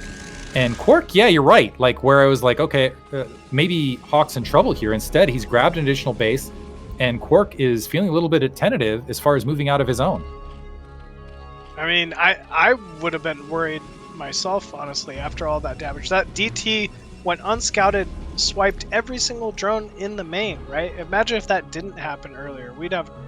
I mean, Hawk would be in such a more phenomenal position, but as is, he's pretty even still, and that's kind of shocking in and of itself. Ooh. Templar does go down, but that was a lot of Hydra to trade for that. So a lot of Hydras going down, a little bit of shield at the end. The second High Templar lives. KwarK gathering up. It looks like he is going to be able to go ahead and establish his 3rd base at that inside 2 o'clock position. Yeah, this is good for KwarK. I mean, he really just genuinely needs this at this point to continue to the next part of this game. Once Protoss gets on that third gas, they usually opt to double expand, take a pretty quick fourth. So I really think we're going to reach this point in the game where KwarK's going to need to start playing passive just to secure the bases that he has to get to continue this on. Wow, that Templar's still alive. Okay, finally going to go down there. Mutalisk's now getting overextension from KwarK, gonna lose his Corsairs in turn. So I wish he wasn't greedy with that, because that was a big win. Those Mutalisks took a huge amount of damage, and now with the follow-up, yeah, he was able to take the Mutalisks, but just overextended, ended up losing those Corsairs. And you got to be careful with Hawk in particular. Hawk and Strike are the two guys where if your Corsair count is too low at any point in the game, they will punish you with a quick tech switch. So you need to be very, very wary. Yeah, they'll switch back to Muta, I mean, at a moment's notice, honestly. I mean, we only have the single Muta left, but looks like the final Corsair are going to dive in here and fall as well from KwarK. KwarK does have that third big transfer going to his third base, and I'd expect a fourth to be taken here shortly as well. Hawk trying to secure the center of the map a little bit with this Lurker Hydra Force. I think he's looking for... I think what he's hoping to do is maybe sneak around, get a Lurker field in the way to engage. He's moving more into that soft containment mode where he wants those Lurkers, get a good Lurker field established somewhere, but KwarK already preemptive and moving his army across that left-hand side. That is going to be a potential threat. The one problem, though, is he needs to worry about this exact thing, Hawk threading the needle and moving in between. Yeah, there's not enough units at this third. Hawk could completely crush it right now, but I mean, if he doesn't know, he doesn't know. So Hawk at least has some vision of KwarK's army, should know he's on the high ground here. And Hawk potentially looking for a big surround here. Sweeping with the Hydralisk, it looks like they're doing, so not even doing some damage evacuating, but now sweeping in from the north.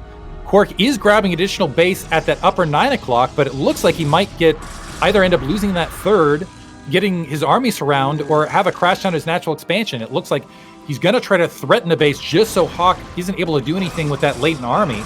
But KwarK needs to do a lot of damage with this rapidly because he's got a big army coming up from the rear. Big storm going down here from KwarK. He knows that most of the units are trailing behind him. Yes, another massive storm. He's got to keep these observers alive. He's got to make sure the majority of these storms are focused on the Hydras, but actually, I mean, it's just too little too late. This is so many Hydralisks here from Hawk, and he's going to completely swallow this Protoss army. Oh, so KwarK all of a sudden down 30 supply.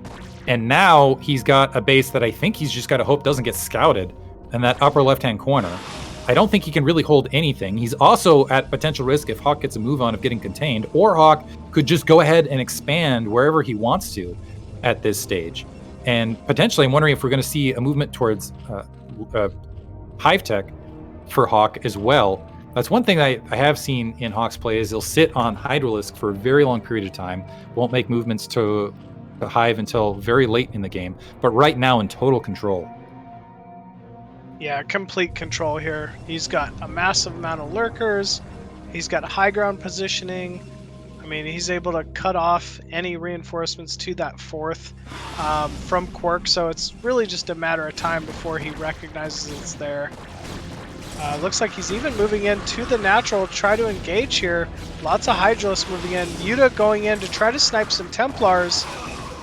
They get their first one. Ooh, big storm though, unfortunately going down on the majority of KwarK's Templar. And yeah, Hawk is just going to start setting up shop outside of this natural of KwarK.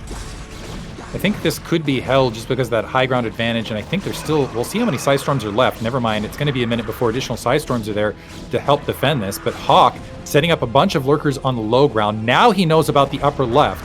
KwarK dropping a bunch of cannons to help defend. Some Hydralisks sweeping in from the south, and we'll see if this is sufficient numbers to punch through that cannon. That is a lot of units though from Hawk. I think he might be able to break those 5 cannons, but we see reinforcements streaming in from the natural, from KwarK, getting on top of these lurkers and targeting them down.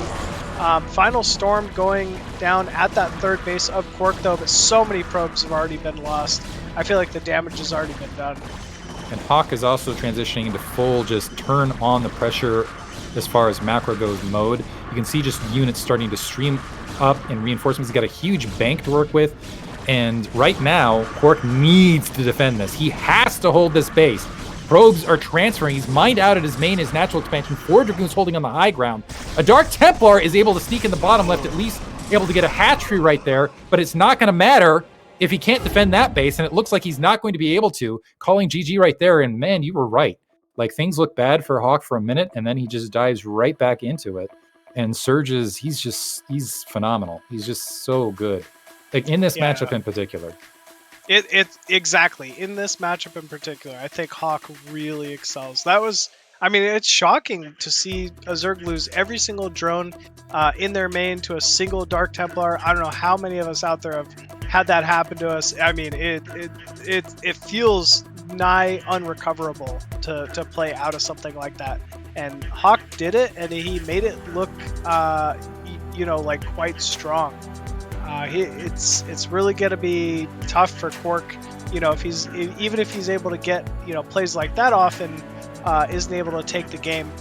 I mean, what does he got to do to get a win here against Hawk?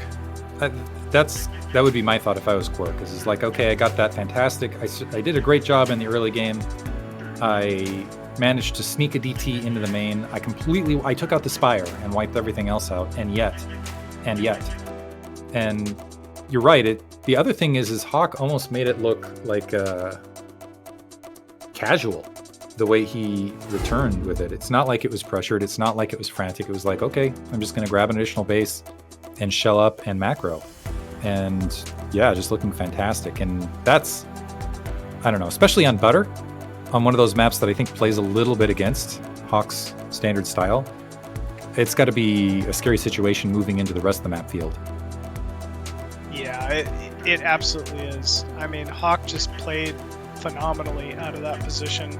And on a map that I wouldn't even generally say is great for Zerg versus Protoss. So, if that's how, Hawk's able to play on Butter, how's he able to play on something like Vermeer or Gladiator? Another great example. Giant 4-player map, macro map. Another old school map that we haven't got to see, much before this season in quite some time, but one that a lot of players loves. And I'm excited to see how this one could play out. This is a confusing one for me as far as I've seen a lot of Protoss pick this map in the ZVP matchup in particular, which confuses me because when I look at this map and I look at all of the ridges and all of these little alleyways, I think this is just like a lurker's paradise.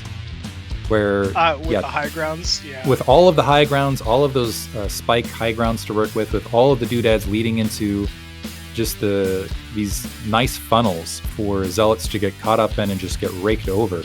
So I'm kind of curious why Protoss keep choosing this map. Especially, even with the you've got a nearby third that has a gas that you can also just plant the single lurker egg on the ramp as well. So I'm just wondering, and that's what I've seen happen in a lot of these matchups versus Zerg, is they get this sizable lurker force out and then slowly create a contained situation. And Hawk has a very strong soft contained style. He really does, and he aims for it the majority of his games. So, I'm kind of wondering the same thing myself, but maybe KwarK's got, some kind of plans here. I know 2-gate main seems to be popular here occasionally, which you can kind of use to catch Zergs off guard with the newer meta nowadays. So maybe he's got something like that planned. One thing's for sure, KwarK's got something planned. Yeah. That's the one thing you can always rely on, is KwarK has something planned. Yep. And it sounds like we are ready to get into it here, folks. This is going to be game number 2, KwarK versus Hawk on Gladiator. Here we go. KwarK. It's like a duck or something. And spawning at the bottom left as the red Zerg, we have Hawk. In the bottom right-hand corner, as the blue Protoss, we have KwarK. think when you combine the two, Hawk and KwarK, you end up with the super StarCraft player. KwarK. KwarK. KwarK. It's like a noise. It's like the two-piece of the StarCraft version of Exodia. I'm not sure who the other three pieces are. If I block next, can we I don't know walls. KwarK wasn't this his map selection, or was it Hawk's as a follow-up? I think they ban out maps prior, so it could be either of their map picks, but I don't know. I would expect I'm not this sure, to be. I would expect this to be Hawk's map pick between the two. So hopefully the way it works, maybe we'll find that out in between. It probably is if KwarK doesn't know how to wall on it. Yeah, I would expect if he doesn't know how to wall, this wasn't his map selection. And Gladiator, yeah, it makes more sense the pick going the other direction. Right now it looks like Hawk not yet dropping a pool, so going for the 12 hatch. This is a 4-player map, a little bit more standard to do here. You know, he favors these hatch first plays, and even a 12 hatch here. That's quite surprising. But man, every time I do this crap, I get cannon rushed, or there's proxy gateways in the center. I want to see someone just do that to Hawk one of these games and see how he deals with it. Because, like, I'm genuinely, like... You want to see how to deal with it? It's like, yeah, I genuinely am like, okay, how do you beat 9-gate with 12 hatch? We have a confirmation in chat. It looks like it was a Hawk pick, which makes a lot more sense going the other direction. Okay, all mysteries revealed as far as that goes. Looks like he is going to get first scout with the probe movement, and looks like Hawk does get that overlord over KwarK space as well, so he's able to see that it was in fact, it looks like a forge expand. This is going to be 3 hatchery before pool, so mega greed on both sides. I really like this for Hawk. I like seeing matches like this where it's just like, let's do it. We're going to go macro. Oh, never mind. Gateway on the front rather than forge. Yeah. So it was gateway into Nexus. I mean, which is greed in and of itself. I actually like this, right? Like it gets you down your tech path, and it's like offensive units. I actually think, I would argue that gate before forge is actually greedier. I think it was a good read on KwarK's part as well, because he got that, and it's all because of that early probe scout, and he didn't see the pool, so I think he had a good read that Hawk went for that quick third. And yeah, very nice reaction on his part, I gotta say, overall, going ahead and moving those probes to the natural expansion. So we're gonna see an exciting one here, because this is going to be an extremely accelerated match, where we're just gonna see the macro move even more quickly. And these are two guys that when I think Hawk, that's what I think of, is just a guy who's just the incredible shell macro player. And when I think of KwarK, I think the guy who can, macro early game, it just has this incredible EAPM where it's like, how is this probe count so high? I mean, he just does so much with, what he does. It's truly incredible. I mean, he's just a methodical player, man. He's been playing this game for such a long time to make it to this level. So, yeah, I'm not surprised at how well KwarK's been playing throughout this tournament. Oof, probe taking a little bit of damage. Ooh, we're seeing a Hydralisk Den. Are we going to see... So it's been scouted. We'll see if Hawk still dedicates, but this is showing potential for 973. Usually what I've seen, looks like he's going to go for it. I love 973. I think it's really a strong opener for Zerg play. It's got to be in your staple ZVP openers, just because of the pressure that it forces out, what it forces your Protoss opponent to do, given the situation. And it's not, there's like multiple ways to 973. Ooh, wow. Very fast fourth hatchery. Gets scouted immediately, though. That was very nice from KwarK. So KwarK moving the single probe up to confirm the 3 drones at the 3rd hatchery. And then I think that's the 2nd probe scout moving out and finding the 4th, because I think this is what went through KwarK's mind immediately here. Let's see if I can do mental forecasting. He's like, there's no way Hawk was just going to show me 973 heads up and then go 973. That's just not Hawk's MO. So there's no way he's just doing this in front of my face, because oftentimes, okay, you killed my probe scout, I could see a 973 coming, but you're just going to show it to me. So moving that out, kind of a genius play. So, but Hawk behind this, He's still going to have Hydralisks that can apply pressure on the front. He's still going to potentially be able to move into more contained situation. And he still might actually, as soon as that hatchery is done, be able to produce a good amount of Hydralisks. So even though it's like within this 4-hatch, still might be some modification. I mean, it's only the single cannon. I actually think KwarK's in a bit of danger here.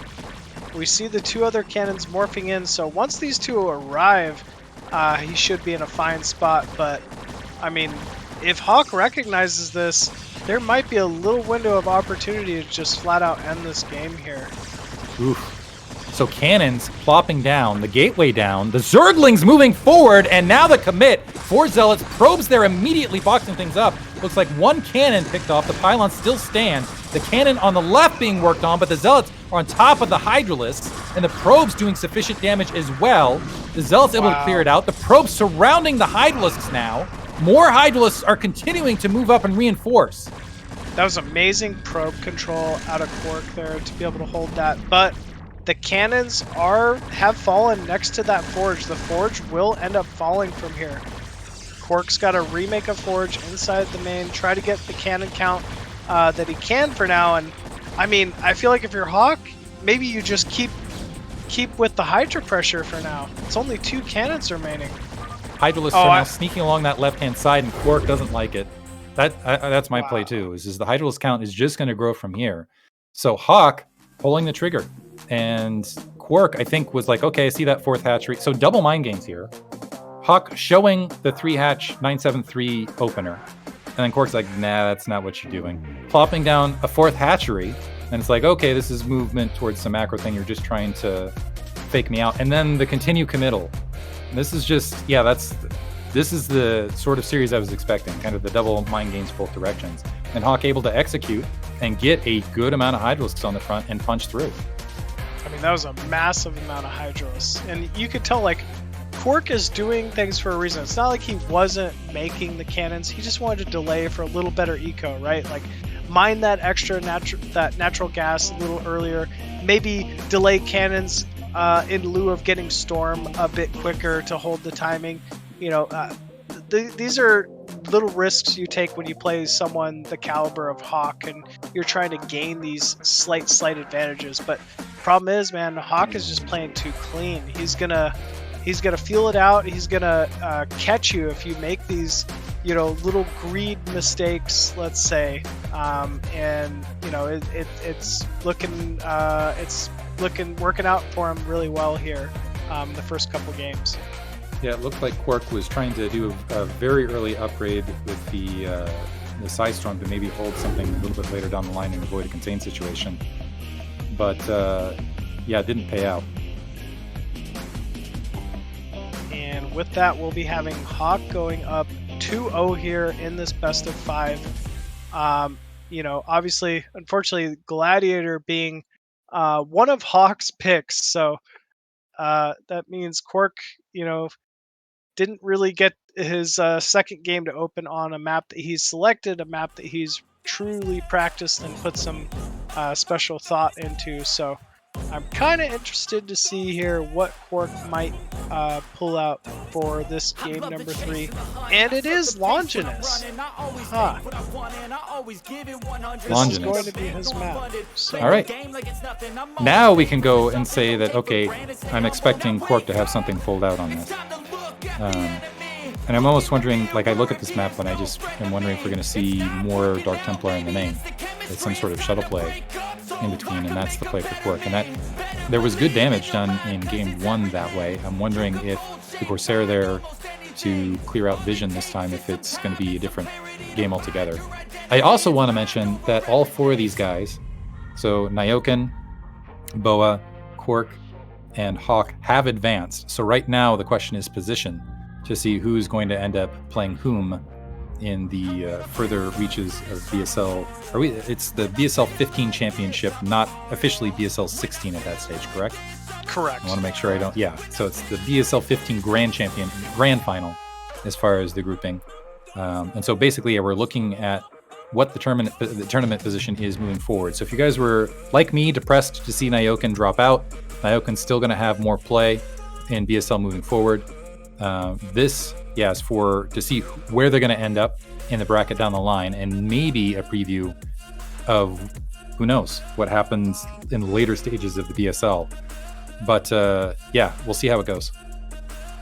Yeah, it's gonna be exciting, man. Great to really recognize that just because we've seen some of these great players fall and lose their series, they're still gonna be moving on to the World Finals. So looking forward to those games. But yeah, it sounds like we are ready to go here with game number 3 in our winner bracket finals. It's gonna be Hawk versus KwarK on Longinus here.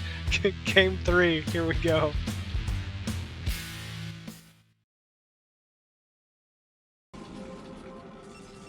Man, I don't know why the combination of KwarK and Hawk is just stumping my brain right now. And at the mid-right position as the blue Protoss, we have KwarK. In the bottom left-hand corner as the red Zerg, we have Hawk. Okay, so if you're making Exodia, we've got like the 5. You're making the North American Exodia now. You've already got Hawk and KwarK in there. Who are your other 3 players that you're going to throw in there? Like I can pick anyone from NA? You're allowed to pick anybody from North America here. I mean, you gotta say BoA after his performance so far. So he's being the other leg here? Yeah, I would say. I mean, I actually am really happy with how this season's NA finals came out. I think BoA Nyoken really is the answer. I don't know if it could have played itself out any better. But maybe that's just Gypsy in there, maybe. Ooh, okay, yeah. Gypsy would be a good one. He'd be a strong one for sure. Looks like we're seeing for a second there I thought we might see a gas steal the way that probe is lining up. But taking a little bit of damage confirms the overpool for Hawk. And in the meantime, looks like we are seeing a Forge opener for KwarK in the upper right corner. So gonna open up a little bit safer versus this build. You can sneak that Nexus. I think with the rush positions, you can still sneak Nexus here. I'm gonna disrupt as much as you can at that natural. Yeah, I like this from both our players here. Hawks, he's already up 2-0, but he's opened with the hatch first opener twice now and gotten away with it.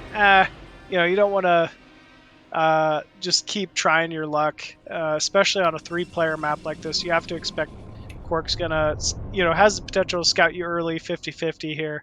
Just get that pool down, play standard. But on KwarK's end,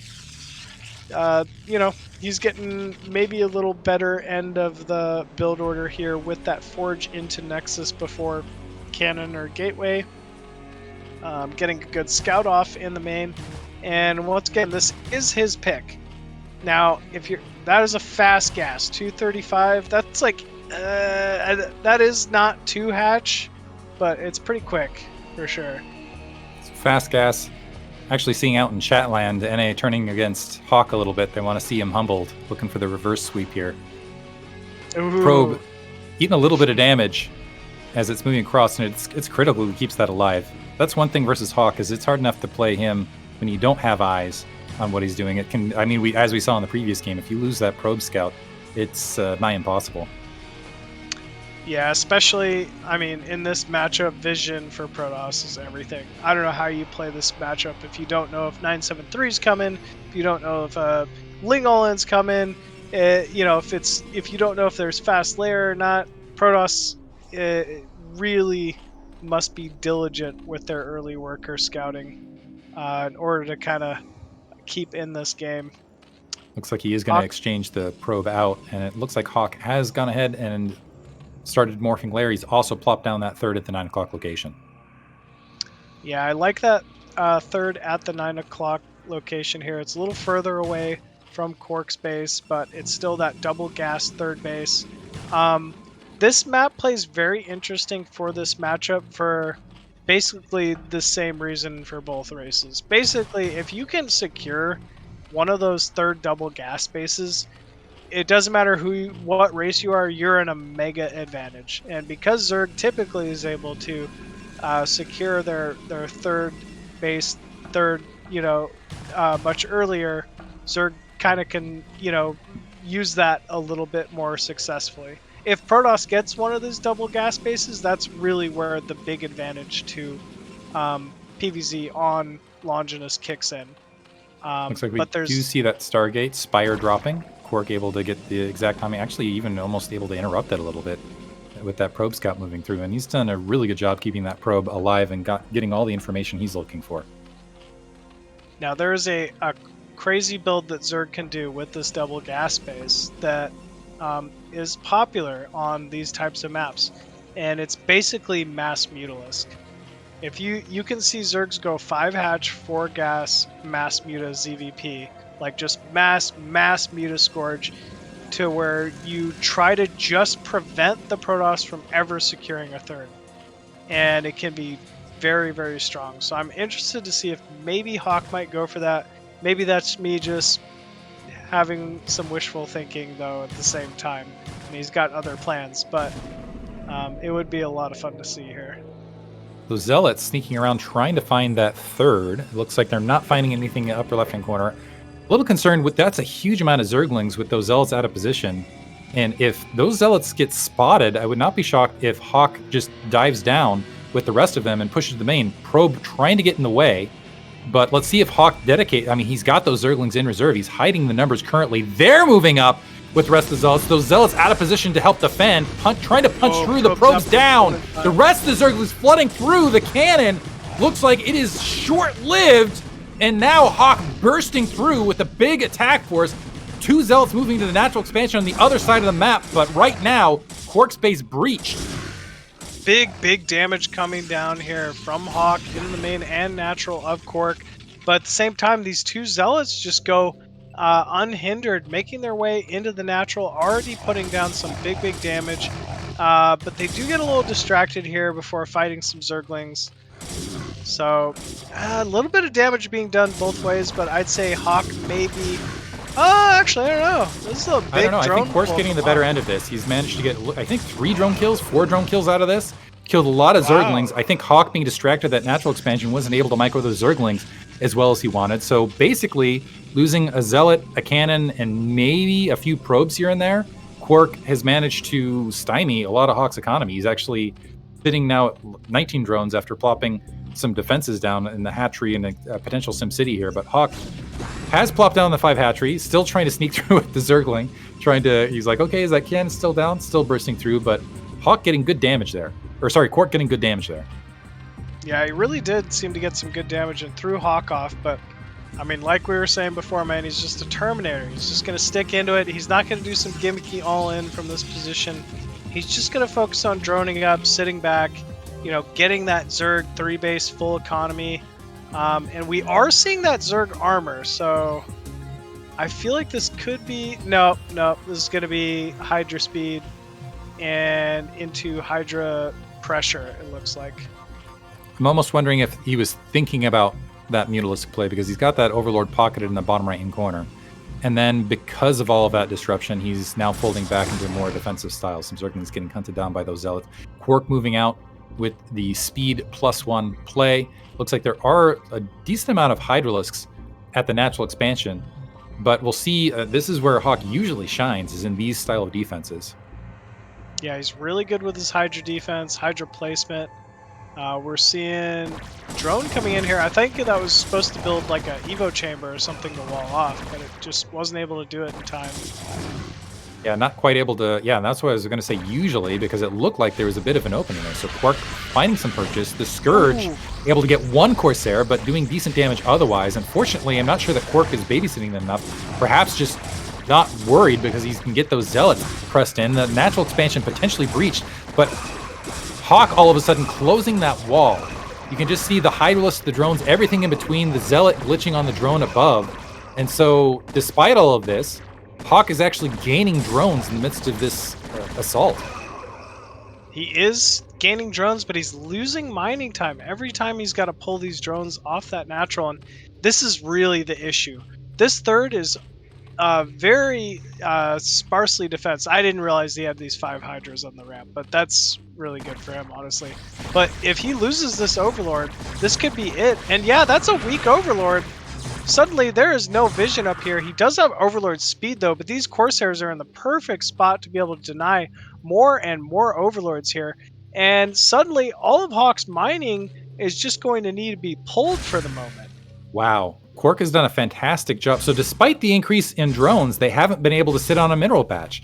KwarK has really stymied Hawk's economy, really slowed him down here. Finally, another Overlord spawns. But that DT was able to get 7 kills, 8 kills, 9 kills before he's dispatched. Wow. What a hero. Massive, massive damage coming out of KwarK here. I mean, just using phenomenal unit control, and I mean, just playing a pretty solid style all around this game. I can safely say KwarK is in a solid advantage this game. Looking good. Some Hydrals flooding across the field. Looks like that Overlord's going to get picked off. Potentially, is there...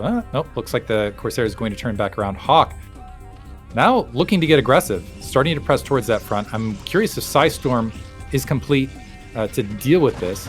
There is a cannon along the way, but... Oop, yep, there's Psystorm, so he should be okay in this situation. Good dodge, though, from Hawk. Not even losing a single Hydra to that Storm. He's just pecking away at this wall. And yeah, Hawk is just not comfortable. He's looking to press in with everything he's got here. Trying to maybe take out this Forge, but here we go. KwarK trying to move in with the Zealots and Storm that he's got. Ooh, massive Storm onto those Hydralisks. And that Good is soften. exactly what he wanted. I think KwarK just needs to not overextend here. Just, yeah, keep softening up these troops with this. For the rest. He's dropped a bunch of the gateways. He's slowed Hawk's economy enough. I think Hawk is just trying to pull the trigger and go all in here and try to have a massive amount of Hydralisks to punch through at KwarK's, punch through the front and try to win the game that way rather than worrying about a later macro game at this stage. But KwarK has the superior economy. He's got more gateways. He's got the Corsairs that can wander out and pick off a lot of Overlords. Somehow he snuck a probe out there. I think he just needs to be patient with this and not drop a Nexus too early and make sure he has enough troops to defend at home base in the interim. I mean, Hawk's going to have to commit if he still wants to go from here. I think we're still just seeing pretty much Hydra production at this point. 32 drones to the 58 probes on 2 bases of KwarK. So way kind of overproducing probes there. But, I mean, still just doing a great job with this game. Hydralisk continuing to pick off a couple, drawing a Zealot out for 2. There's only 2 cannons defending. Hawk continuing to press into this. It looks like he is supply blocked. And now moving forward into the natural expansion. The rest of KwarK's army backing off. Continued pressure. And the Hydralisk getting good spread now over that natural. The Corsairs moving up to clear out the Overlords. Maybe that'll open up a Dark Templar defense. But is it enough? He should have a couple Storms here. And I think with these Storms, it's just barely going to be enough. Ooh, a little bit of a whiff there. One more Storm remaining. And I think KwarK realizes he's just got to hold at this point. He's got a 3rd base on the way. Hawk has not scouted it. There's no drones being produced behind any of this. Hawk is just going for the throat here. But I think KwarK will sustain. Yeah, oof, DT's there. I don't see an Overlord anywhere nearby. And I think that's going to be the... Well, there's an Overlord starting to move in. But even with that Overlord, there's plenty of defense now from Hawk. He's got +2 weapons, +1 armor as well. I don't think the upgrades are there for Hawk. Equivalently, the Corsairs pushing in, clearing out those Overlords just in case. But now KwarK, yeah, he went ahead and dropped that Nexus as soon as that assault was finished. Hawk in a lot of trouble now. Sitting at the 32 count. He still doesn't have Lurker Tech. And Hawk has a sizable army. There's GG. Great play from KwarK. I mean, just... top to bottom, early, usually Hawk's big advantage is his incredible defense. And I even had that pause where I'm like, usually Hawk is good at defending these situations, but it looks a bit exposed, and it looks like KwarK found a timing, and he's going to be able to sneak in and get some damage done, and that's what he did. And I got to say, that's extremely impressive. This is not, it's not just any Protoss who can go in and break and get kind of that, what's the word I want to use? Kind of like the nut knife thing where you get into the shell and you can crack it open. Oh, It's not any Protoss that you can do that. Is there a word for that? Maybe someone can look it up for me because there's got to be a better word. You're talking about when you go to like the crab shack or something? Yeah, or like when you have a walnut and you got one of those little like the little hook pry That's a things. nutcracker. Wait, oh no, nutcrackers where you put it in the mouth and you just like slam it right. down and you get the walnut inside. But anyway, point being, KwarK doing a great job of just, we'll use a different metaphor altogether. Beautiful scalpel right into that natural expansion. And we'll see if we have a reverse sweep situation now, because it is 2-1 all of a sudden, and we got a series. Yeah, it is 2-1. I mean, that was a pretty convincing win there from KwarK.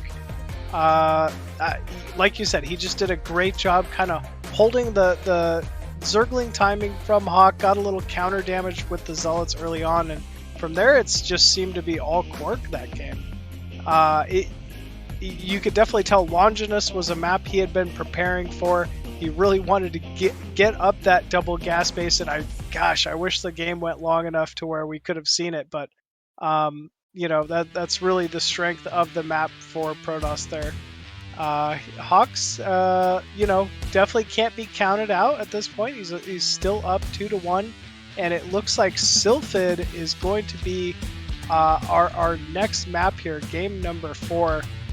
Pretty well-known map between all of these players, all of these races. You find 973 is pretty popular here for Zergs, but other than that, I think it's a decent map for Protoss to even split late game. So, this should be an exciting one, Biggity. I think we're ready to dive into it. So let's go ahead and move into the next match.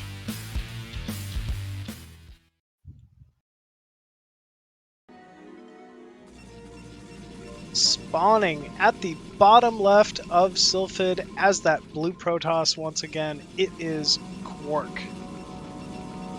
In the bottom right-hand corner, as the red Zerg, we have Hawk. If this was Hawk's pick, I'm unsurprised, because this, one thing with Neo Sylphid is this is a good map to show up and defend on with those 3 bases. And yeah, and knowing Hawk is he's just a master at creating these incredible sim cities and having that really strong defensive style. KwarK is going to have his work cut out for him here. Yeah, it's a tough nut to crack, trying to break into one of these naturals. Bringing the metaphor back. Thank you, Machine. I'm trying to, man.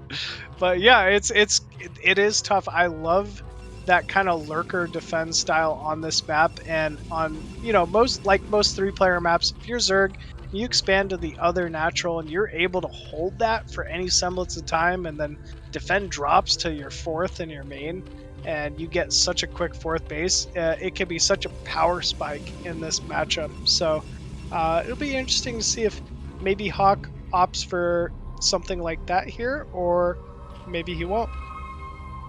Looks like we are seeing an attempt at an 11 hatch. The probe is right there, though, to go ahead and deny and create some disruption, even plopping down a pylon preventatively.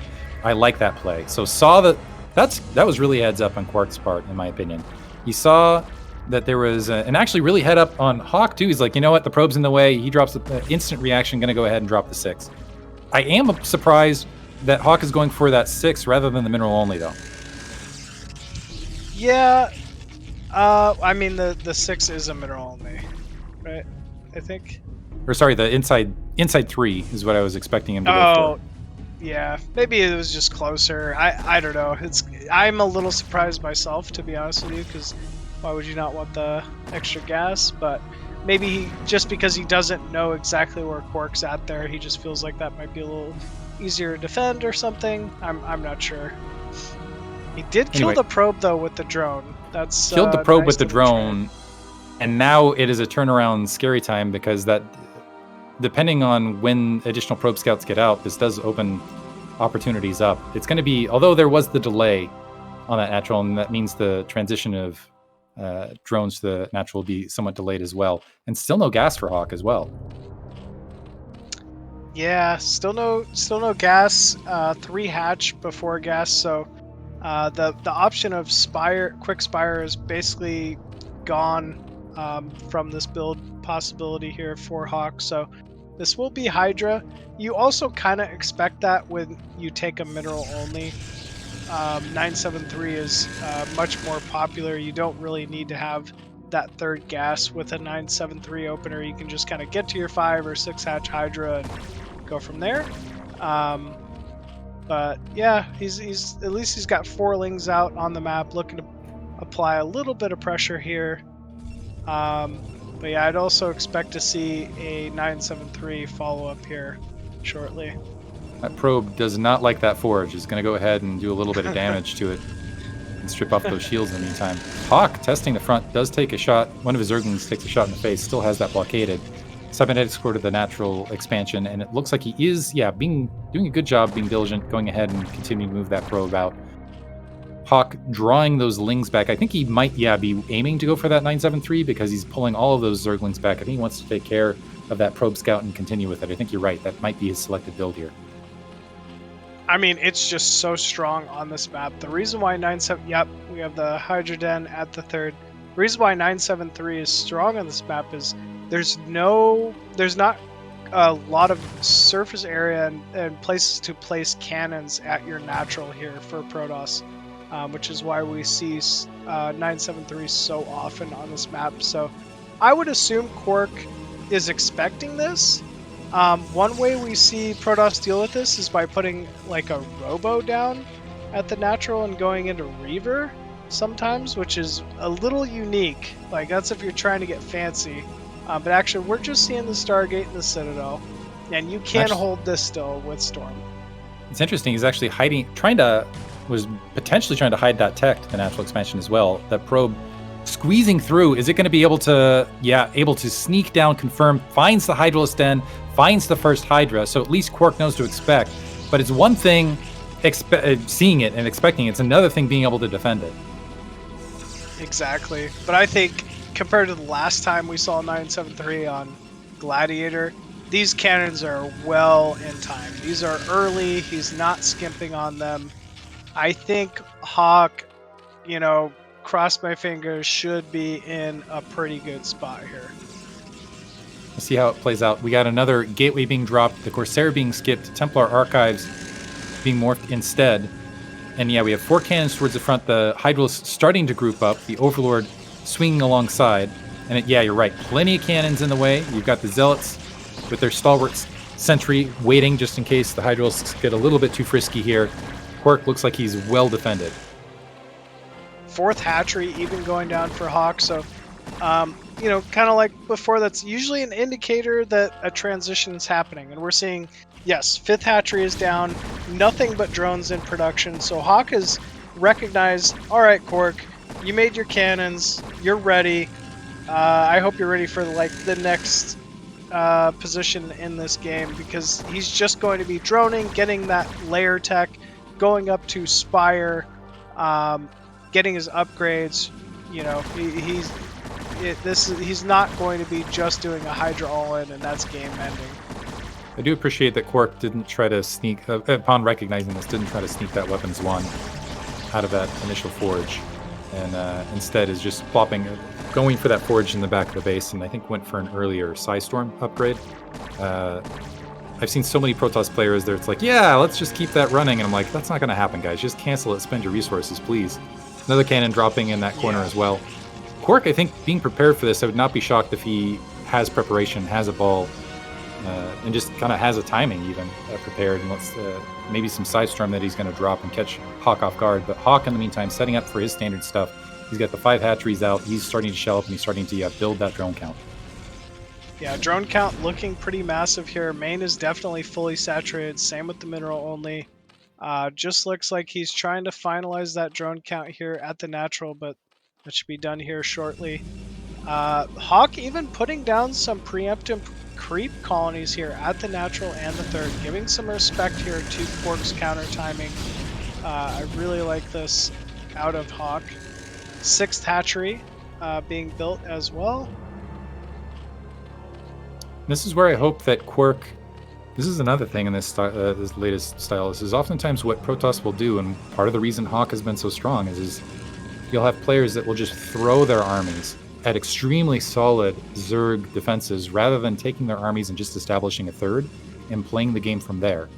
And it just, as a result, what oftentimes happens is they throw their army away and then they have nothing. It's like I got to rebuild an army to then take a third, wait for my robo, wait for my observer, things along those lines. We'll see how KwarK decides to play it. He is starting to filter in some Corsair. He hasn't really moved the Corsair to do any additional scouting up at this stage, but it looks like, wow, a late +1 weapons upgrade with the Sair. I think he's just trying to anticipate that Spire timing from Hawk. Hawk definitely wanting to go for a Muta Hydra transition. And yeah, we see him stacking so much Vespene gas, so many minerals, and finally we have those Mutas in production. One thing to note though, Hawk's Evo chamber quite delayed.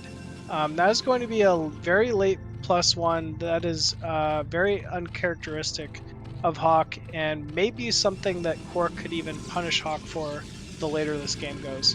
I gotta say, this was a mind read though on KwarK's part, being able to know maybe it's just respect to Hawk, knowing that Hawk oftentimes will do the quick transition to Mutalisks with this, but really you're right, catching him in that Mutalisk transition. So the Mutalisk's moving in, but plenty of Corsairs to deal with it already. Those High Templar in the in-between field need to be very, very careful, because that's what those Mutalisks are hunting for. But no cannons in the main though. This is a little bit of a blunder here for KwarK. Usually you'd want at least the single cannon in the main, and for that mistake he's going to trade a Corsair.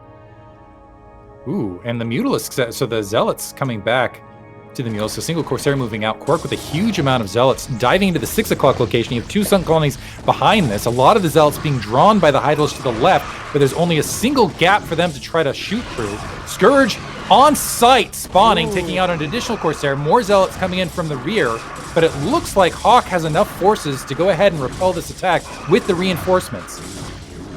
Yeah, there's 2 Sunkens there, a lot of Hydra. Oh no, this is definitely not what you want if you're KwarK. Don't want to let these Templar get caught out. At least he storms them down. There was a trade there, but man, things are not looking great for KwarK at the moment. That was, yeah, one of those Hawk-style defenses, and this is, that's what I hate to see, is diving in, losing your entire army, not getting a lot for it, and then it's kind of like the reset moment, and this is an opportunity for Hawk to either drone up, which it looks like he's doing, or take additional bases, which it looks like he's also doing, or start sealing his opponent in. So he's basic, and as I say that, he's essentially doing all 3 simultaneously. You're too right. I mean, you hit the nail on the head here. He's got his 4th already up. Drones are transferred. You know, he's also got this massive Hydra army he's been continually producing. We don't have the Mutas anymore. That's the one thing that KwarK kind of has going for him. But I would expect to have Lurker out of Hawk here quite shortly. And once Lurkers are on the field, I don't know what you do if you're KwarK. I do like what KwarK's doing, where he's keeping those Corsair active and just trying to find Overlords, which is at least pitting Hawk back, where he's not dedicating so much of an attack for it, where he's not just free to attack on the front. +1 weapons with those Hydras finishing. Now they're starting to move out, now that numbers have filtered in. It also forces a few more troops out rather than drones, things along those lines. But KwarK now with another good-sized army, trying to escort that probe, maybe get a third. That probe sneaking through. It looks like the rest of the unit's going to stay at home base, maybe to engage something there. But it looks like, yeah, KwarK, I don't know, actually might be able to drop a pylon and sneak that. Yeah, he's got to take that high ground at this point. I mean, you need all the gas you can get if you're KwarK, especially against 4-base Hawk Zerg.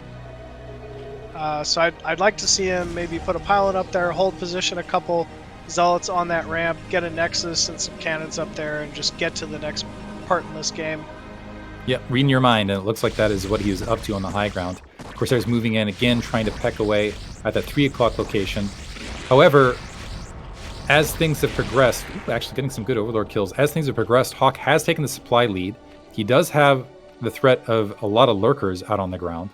And this is, yeah, things get a little bit dicey for KwarK. He needs to get that 3rd up. He needs to keep those Corsair active. He needs to, yeah, just keep Hawk off balance, make sure he doesn't get too much of macro up, and make sure he also doesn't end up getting sealed in.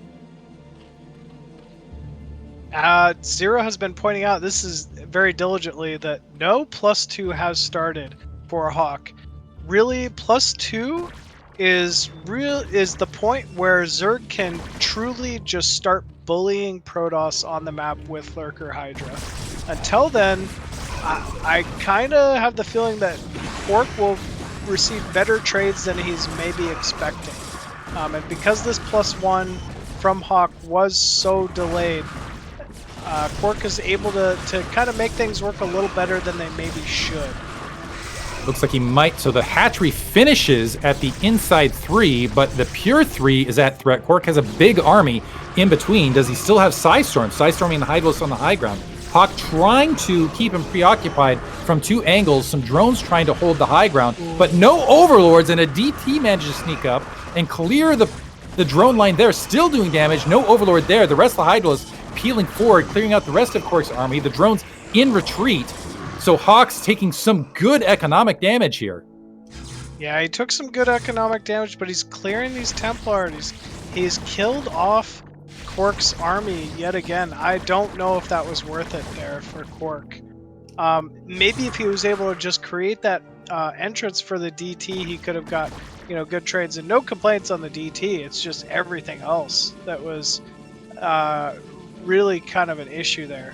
Hawk just being diligent, getting his groups of Hydralisks to the scene to try to clean up KwarK's army, and I mean, he's just putting himself in a better and better position here. Oof, and now he's got all sorts of bases. I just look at the map and I'm just like, wow, that is so many bases for Hawk already. And KwarK basically still sitting at 3 is main, going to be short in a couple minutes here. So yeah, he's got to make something happen. Starting to move out, confirms that additional base is up, sees the drone transfer, some zealots on delay to intercept. It looks like there's a few drones. Let's see if Hawk repositions them. Nope, looks like they might get trapped in between. But this is the other thing I love Hawk when he does this. He just abuses these ramps, plops a single Hydralisk egg right there, and just creates delay, but not able to get the follow-up. So now the Dragoons starting to press in, but a big, the perfect timing from Hawk. Hydralisk's now diving in, but blanketing Psystorm from KwarK, obliterating a lot of those Hydralisk lines. Massive surround, but I mean, he just doesn't have the numbers at this point. The storms were great, and they've continued to be from KwarK, but I mean, Hawk is just getting the best of every single one of these engagements. It feels like any time KwarK moves out now, his army is just being swallowed. So and it's not Hawk, just that it's not just that it's swallowed, it's like the timing of it as well. It's like you have that sliver of hope. It's like, just barely. Nope, just kidding. Here comes the reinforcements in the perfect nick of time from Hawk. And so it's just like I got to feel if you're KwarK, your heart just sinks. It's like, yeah, just kidding. Nope, not going to happen here. Yeah, not going to happen. Just right when everything's looking a little bright and sunny. Oh, man. I mean, if you're KwarK, you kind of just have to sit on your side of the map at this point. Fortunately, Hawk is a passive player in this matchup. If you want to sit, he'll let you sit. Just know that he's not missing drones and overlords behind it. You know, it's kind of on you at that point. 2 more Evo chambers drop down into the main. That is definitely going to start catching Hawk up on those upgrades. Hive on the way as well. KwarK kind of posturing out with some of these units here, catching a few Hydralisks, but nothing major really. Yeah, I don't like these units out here. So his main's mined out, his natural expansion's mined out. He needs to hold the 2 bases he's got currently until that additional Nexus comes online. He's going to basically be sitting just on 2 base. So really, I feel like KwarK, yeah, there he goes. Go ahead and establish an additional base. But Hawk teching up to Hive, so he's going to have that late game tech to follow up. And honestly, having seen a lot of games of Hawk play in this matchup, it almost feels like it's like he's got a nail out, and he's like, you go ahead and keep running into this thing. You're going to just be stabbing yourself by losing your army over and over and over again. And it's just his defenses are just so fantastic. Looks like Hawk now, so he's peeking into the 12 o'clock location. He's going to go ahead and grab that. Let's see if that stands, though, because, well, if KwarK spots it, he can just go ahead and swing through. I don't know if that's sufficient forces to defend. Yeah, I think he's hoping he can morph some lurkers there with all those Hydras and kind of use that to hold it. But, yeah, he doesn't know about it right now. But, If wow, he's able supply to just- counts. Yeah, supply count's definitely in favor of Hawk, though. But if he's able to get some lurkers up at the 12 o'clock, he can hold it. Ooh. Storming catches a good amount of drones, actually hits a good amount of Hydralisks as well. Unfortunately, the worker count's still just about even. Looks like KwarK trying to get a little aggressive here. Moves into that like 4th base, I guess, or 5th base of Hawk. And it's getting a little damage done here, but here comes the flank you were talking about. It's like every time things look like he's in an alright position, okay, he's finally getting in there, getting some damage. He's just not accounting for the other 40 or 50 Hydralisks that are going to follow this up. Looks like he did manage to clear a lot of the drones out there, though, with this attack. So loses his army, was able to at least slow Hawk down a little bit. And critically, he was able to get that 12 o'clock base, but it doesn't matter. I think he realizes that Hawk's just, after that, I think he was hoping to take out a hatchery there or something in addition, but I think he realized Hawk's too big. He's too well defended up. He's got Hive Tech already, and so calls the GG there. Yeah, too big, too strong. I mean, late game like that, if you're Protoss, you don't like trading all those Templar away. You got to retain some of those Archons, those Templars, those Dragoons, those gas-heavy units, and KwarK had just traded out too many armies, but not before giving us a good show. It was a hell of a fight, 3-1 victory there for Hawk, and with that, he will be moving on to the grand finals for North America. He will end up facing either KwarK or BoA in a best of 7, so it will be nothing but Zerg versus Protoss there for Hawk. Meanwhile, KwarK just dropping down, to that lower bracket final to face BoA. It's going to be another PvP, kind of a repeat of their prior match where KwarK ended up coming out on top 3-1 against BoA. So they will have a rematch at that best of 5. BoA's got another chance to see if maybe he can pull something extra special out here against KwarK. But yeah, those are going to be some exciting matches, and those are going to end up taking place tomorrow night, same time, I believe. And wow, I got to give it to Hawk. He basically, every single opponent on the way, a Protoss, and every single one of them just chewed straight through. I think, so just looking at the bracket top, it looks like, I mean, kudos to KwarK. He was able to take a game off Hawk at least in Protoss play. Otherwise, it looks like he aced every single Protoss he went through all the way across the board. I mean, he did, and it just kind of speaks to how strong he is in the matchup. We were saying that to begin with, honestly, or at the beginning of this cast, but he's just so strong fundamentally at every matchup, not just Zerg versus Protoss, but man, it sure seems to shine in this tournament. Yep. And I'm hearing the finals and loser bracket finals will take place tomorrow after Group A, I believe.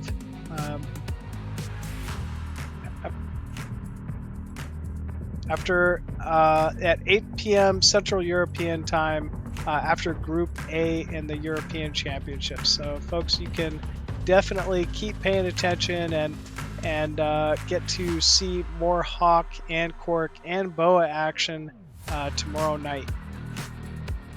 Yep. That was a lot of fun. Before we take off, I'd love to thank our wonderful sponsors here for BSL OptiMonk. They are our BSL15 sponsor. Thank you so much to OptiMonk for making all this wonderful StarCraft action happen in the foreign scene here.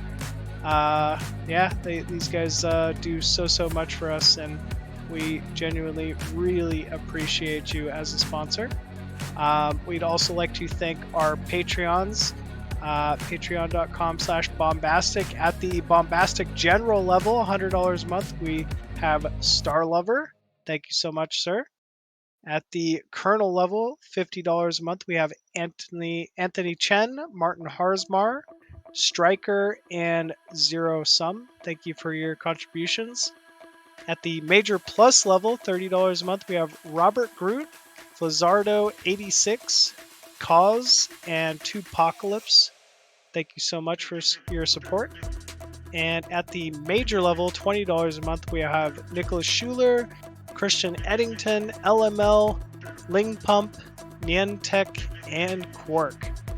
So thank you, and thank you honestly just to anyone who's been donating to the Bombastic Patreon.